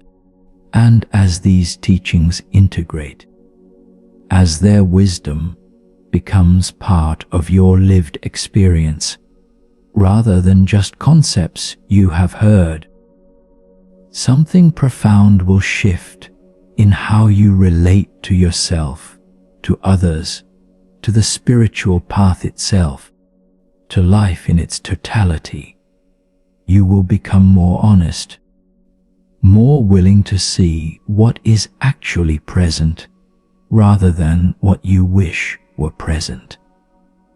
You will become more humble, recognizing how much you do not know, how far you have yet to go, how many shadows remain unintegrated, how many patterns continue to operate unconsciously. But you will also become more confident, not in the ego's way of needing to prove itself superior, but in the deep way of knowing that what you truly are cannot be threatened, cannot be diminished, cannot be lost no matter what happens in the realm of form and phenomenon. You will become more compassionate, having seen your own darkness, and therefore able to hold others' darkness without judgment. having recognized your own capacity for delusion, and therefore able to meet others' delusions with understanding rather than condemnation. You will become more present, less lost in thoughts about past and future, less caught in the constant mental commentary about experience, more able to simply be with what is arising in each moment without the need to change it or escape from it or make it into something other than what it is. You will become more real, less concerned with maintaining an image or playing a role, more willing to show up authentically even when this authenticity is uncomfortable or reveals limitation or costs you the good opinion of others. And gradually, so gradually, you may not notice it happening. You will find yourself living from a different center, no longer from the ego that must constantly defend and promote and protect itself, but from the awareness that needs no defense, because it cannot be attacked. That requires no promotion because it is already complete. That seeks no protection because it is invulnerable to anything that occurs in the realm of experience. This shift is what awakening looks like in actual lived reality, not necessarily dramatic lights or cosmic experiences or permanent bliss, but a subtle, profound, irreversible change in the center of gravity of consciousness itself. The you that you take yourself to be will still be present, with all its preferences and personality and particular characteristics, but you will no longer be identified with it in the same way. You will recognize it as a vehicle that consciousness is using, a character that awareness is playing, a particular expression that the universe is manifesting, but not as what you fundamentally are. And this recognition creates a space, a freedom, a capacity to engage fully with life while not being completely defined by life, to feel emotions deeply while not being overwhelmed by emotions, to have preferences while not being imprisoned by preferences, to live as a human being while knowing yourself as awareness itself. This is the promise that the forbidden teachings hold out to you. Not an escape from humanity, but a complete embrace of humanity from a different center. Not transcendence of the body, mind, but full embodiment while knowing yourself as that which cannot be limited to body, mind.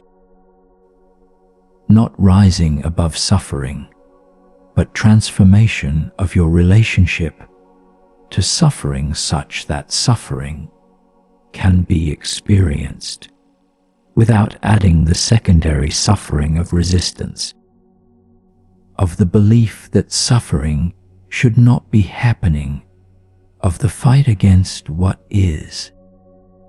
And this promise is not something distant, not something that will happen in some future time, after you have practiced enough, or understood enough, or purified enough.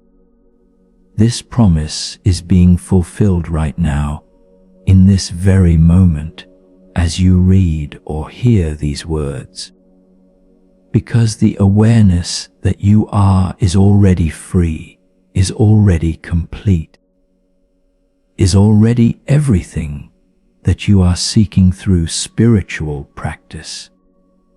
The journey is simply the process of recognizing what has always been true, what is true right now. What cannot not be true because it is the very ground of your existence. Feel into this now. Notice the awareness that knows you are here. This awareness is not personal. It is not limited to you. It is the same awareness that looks through all eyes, that knows through all minds, that experiences through all bodies. You are not a separate consciousness having your own private experience. You are universal consciousness, appearing as this particular perspective, as this particular vehicle, as this particular expression of the infinite expressing itself in finite form. And because this is true, because you are not separate from what you seek, because what you are seeking is what is seeking, the entire journey is revealed as a cosmic play, a divine game that consciousness plays with itself for the sheer joy of discovery, for the profound wonder of forgetting itself so completely that it can experience the ecstasy of remembering itself anew. You have not been lost. You have been playing the role of the lost one. You have not been seeking. You have been consciousness seeking itself. You have not been on a journey.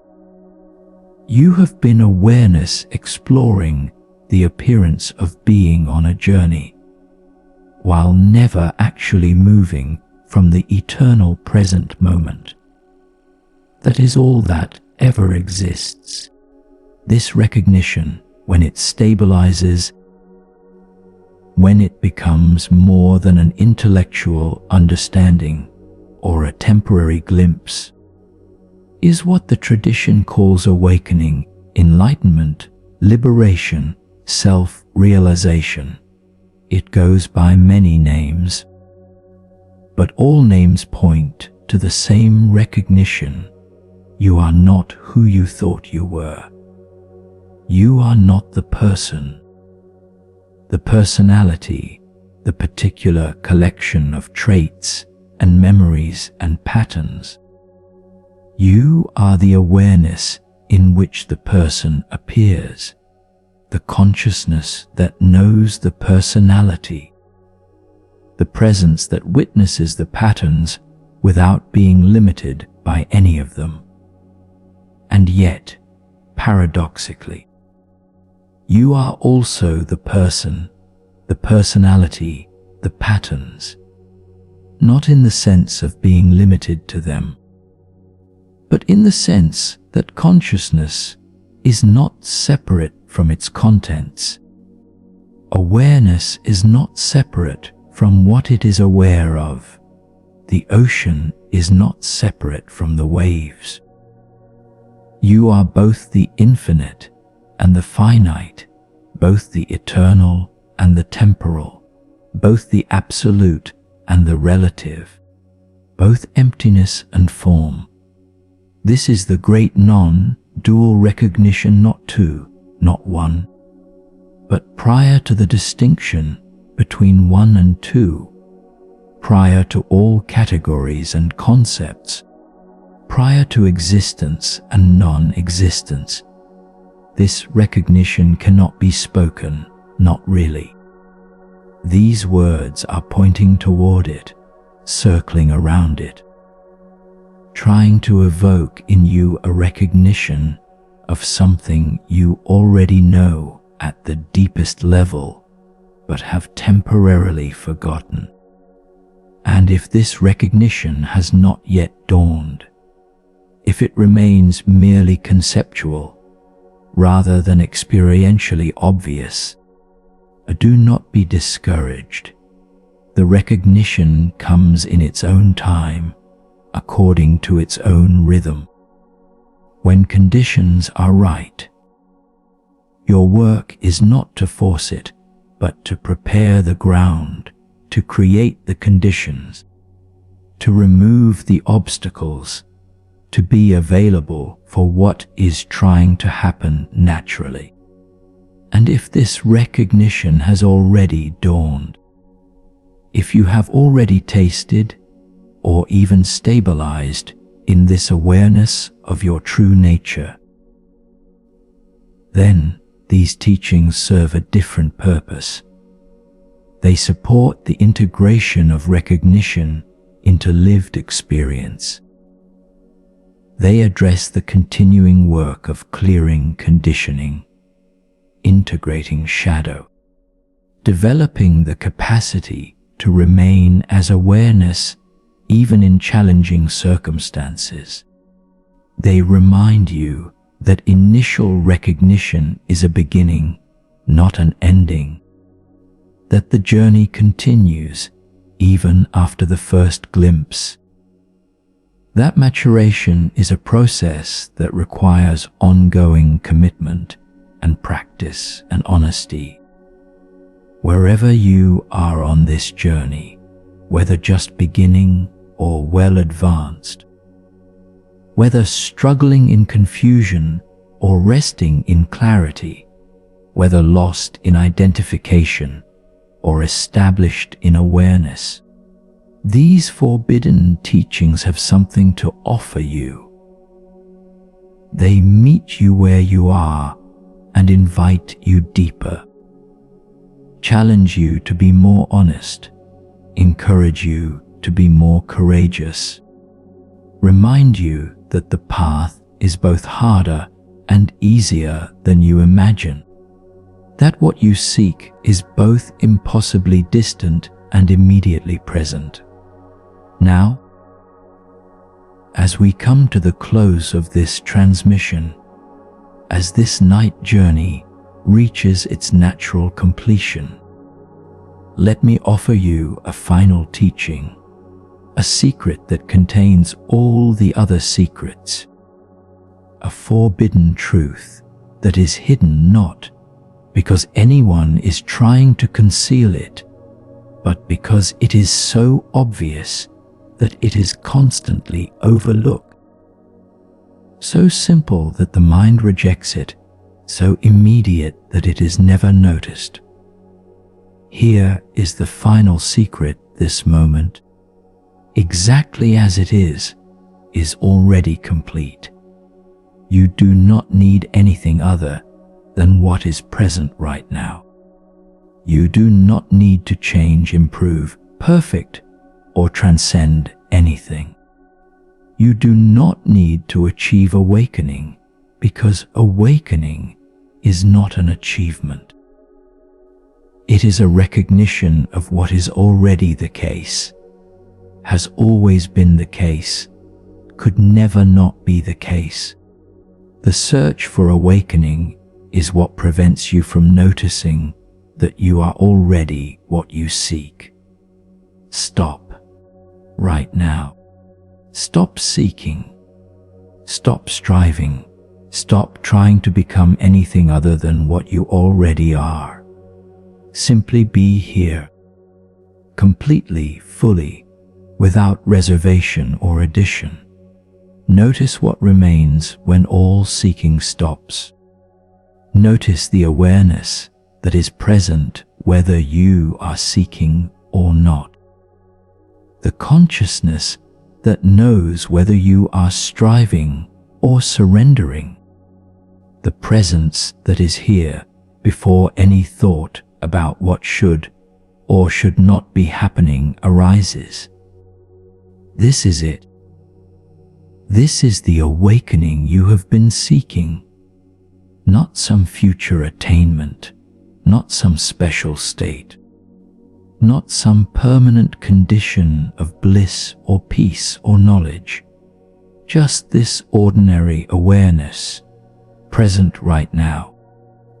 Knowing that you exist, knowing that experience is occurring, knowing itself as that which knows. So simple it is missed so obvious it is overlooked, so immediate it is sought elsewhere. The 7 forbidden tales, all the practices and teachings and techniques and traditions, all the seeking and striving and spiritual effort, all of it points to this one simple recognition. You are already what you seek. You have always been what you seek. You could never not be what you seek. The entire journey, from beginning to end, is consciousness gradually recognizing itself. Awareness slowly remembering what it has never actually forgotten. The ocean discovering that it has always been the waves, and the waves discovering they have always been the ocean. Rest in this, be this, know yourself as this awareness, this consciousness, this presence that has been here all along, that will be here until your last breath and beyond. That is reading these words right now and recognizing itself in the recognition. This is the ultimate teaching. This is the final forbidden secret. This is what all the masters have been pointing toward through all their various methods and traditions and approaches. You are already home.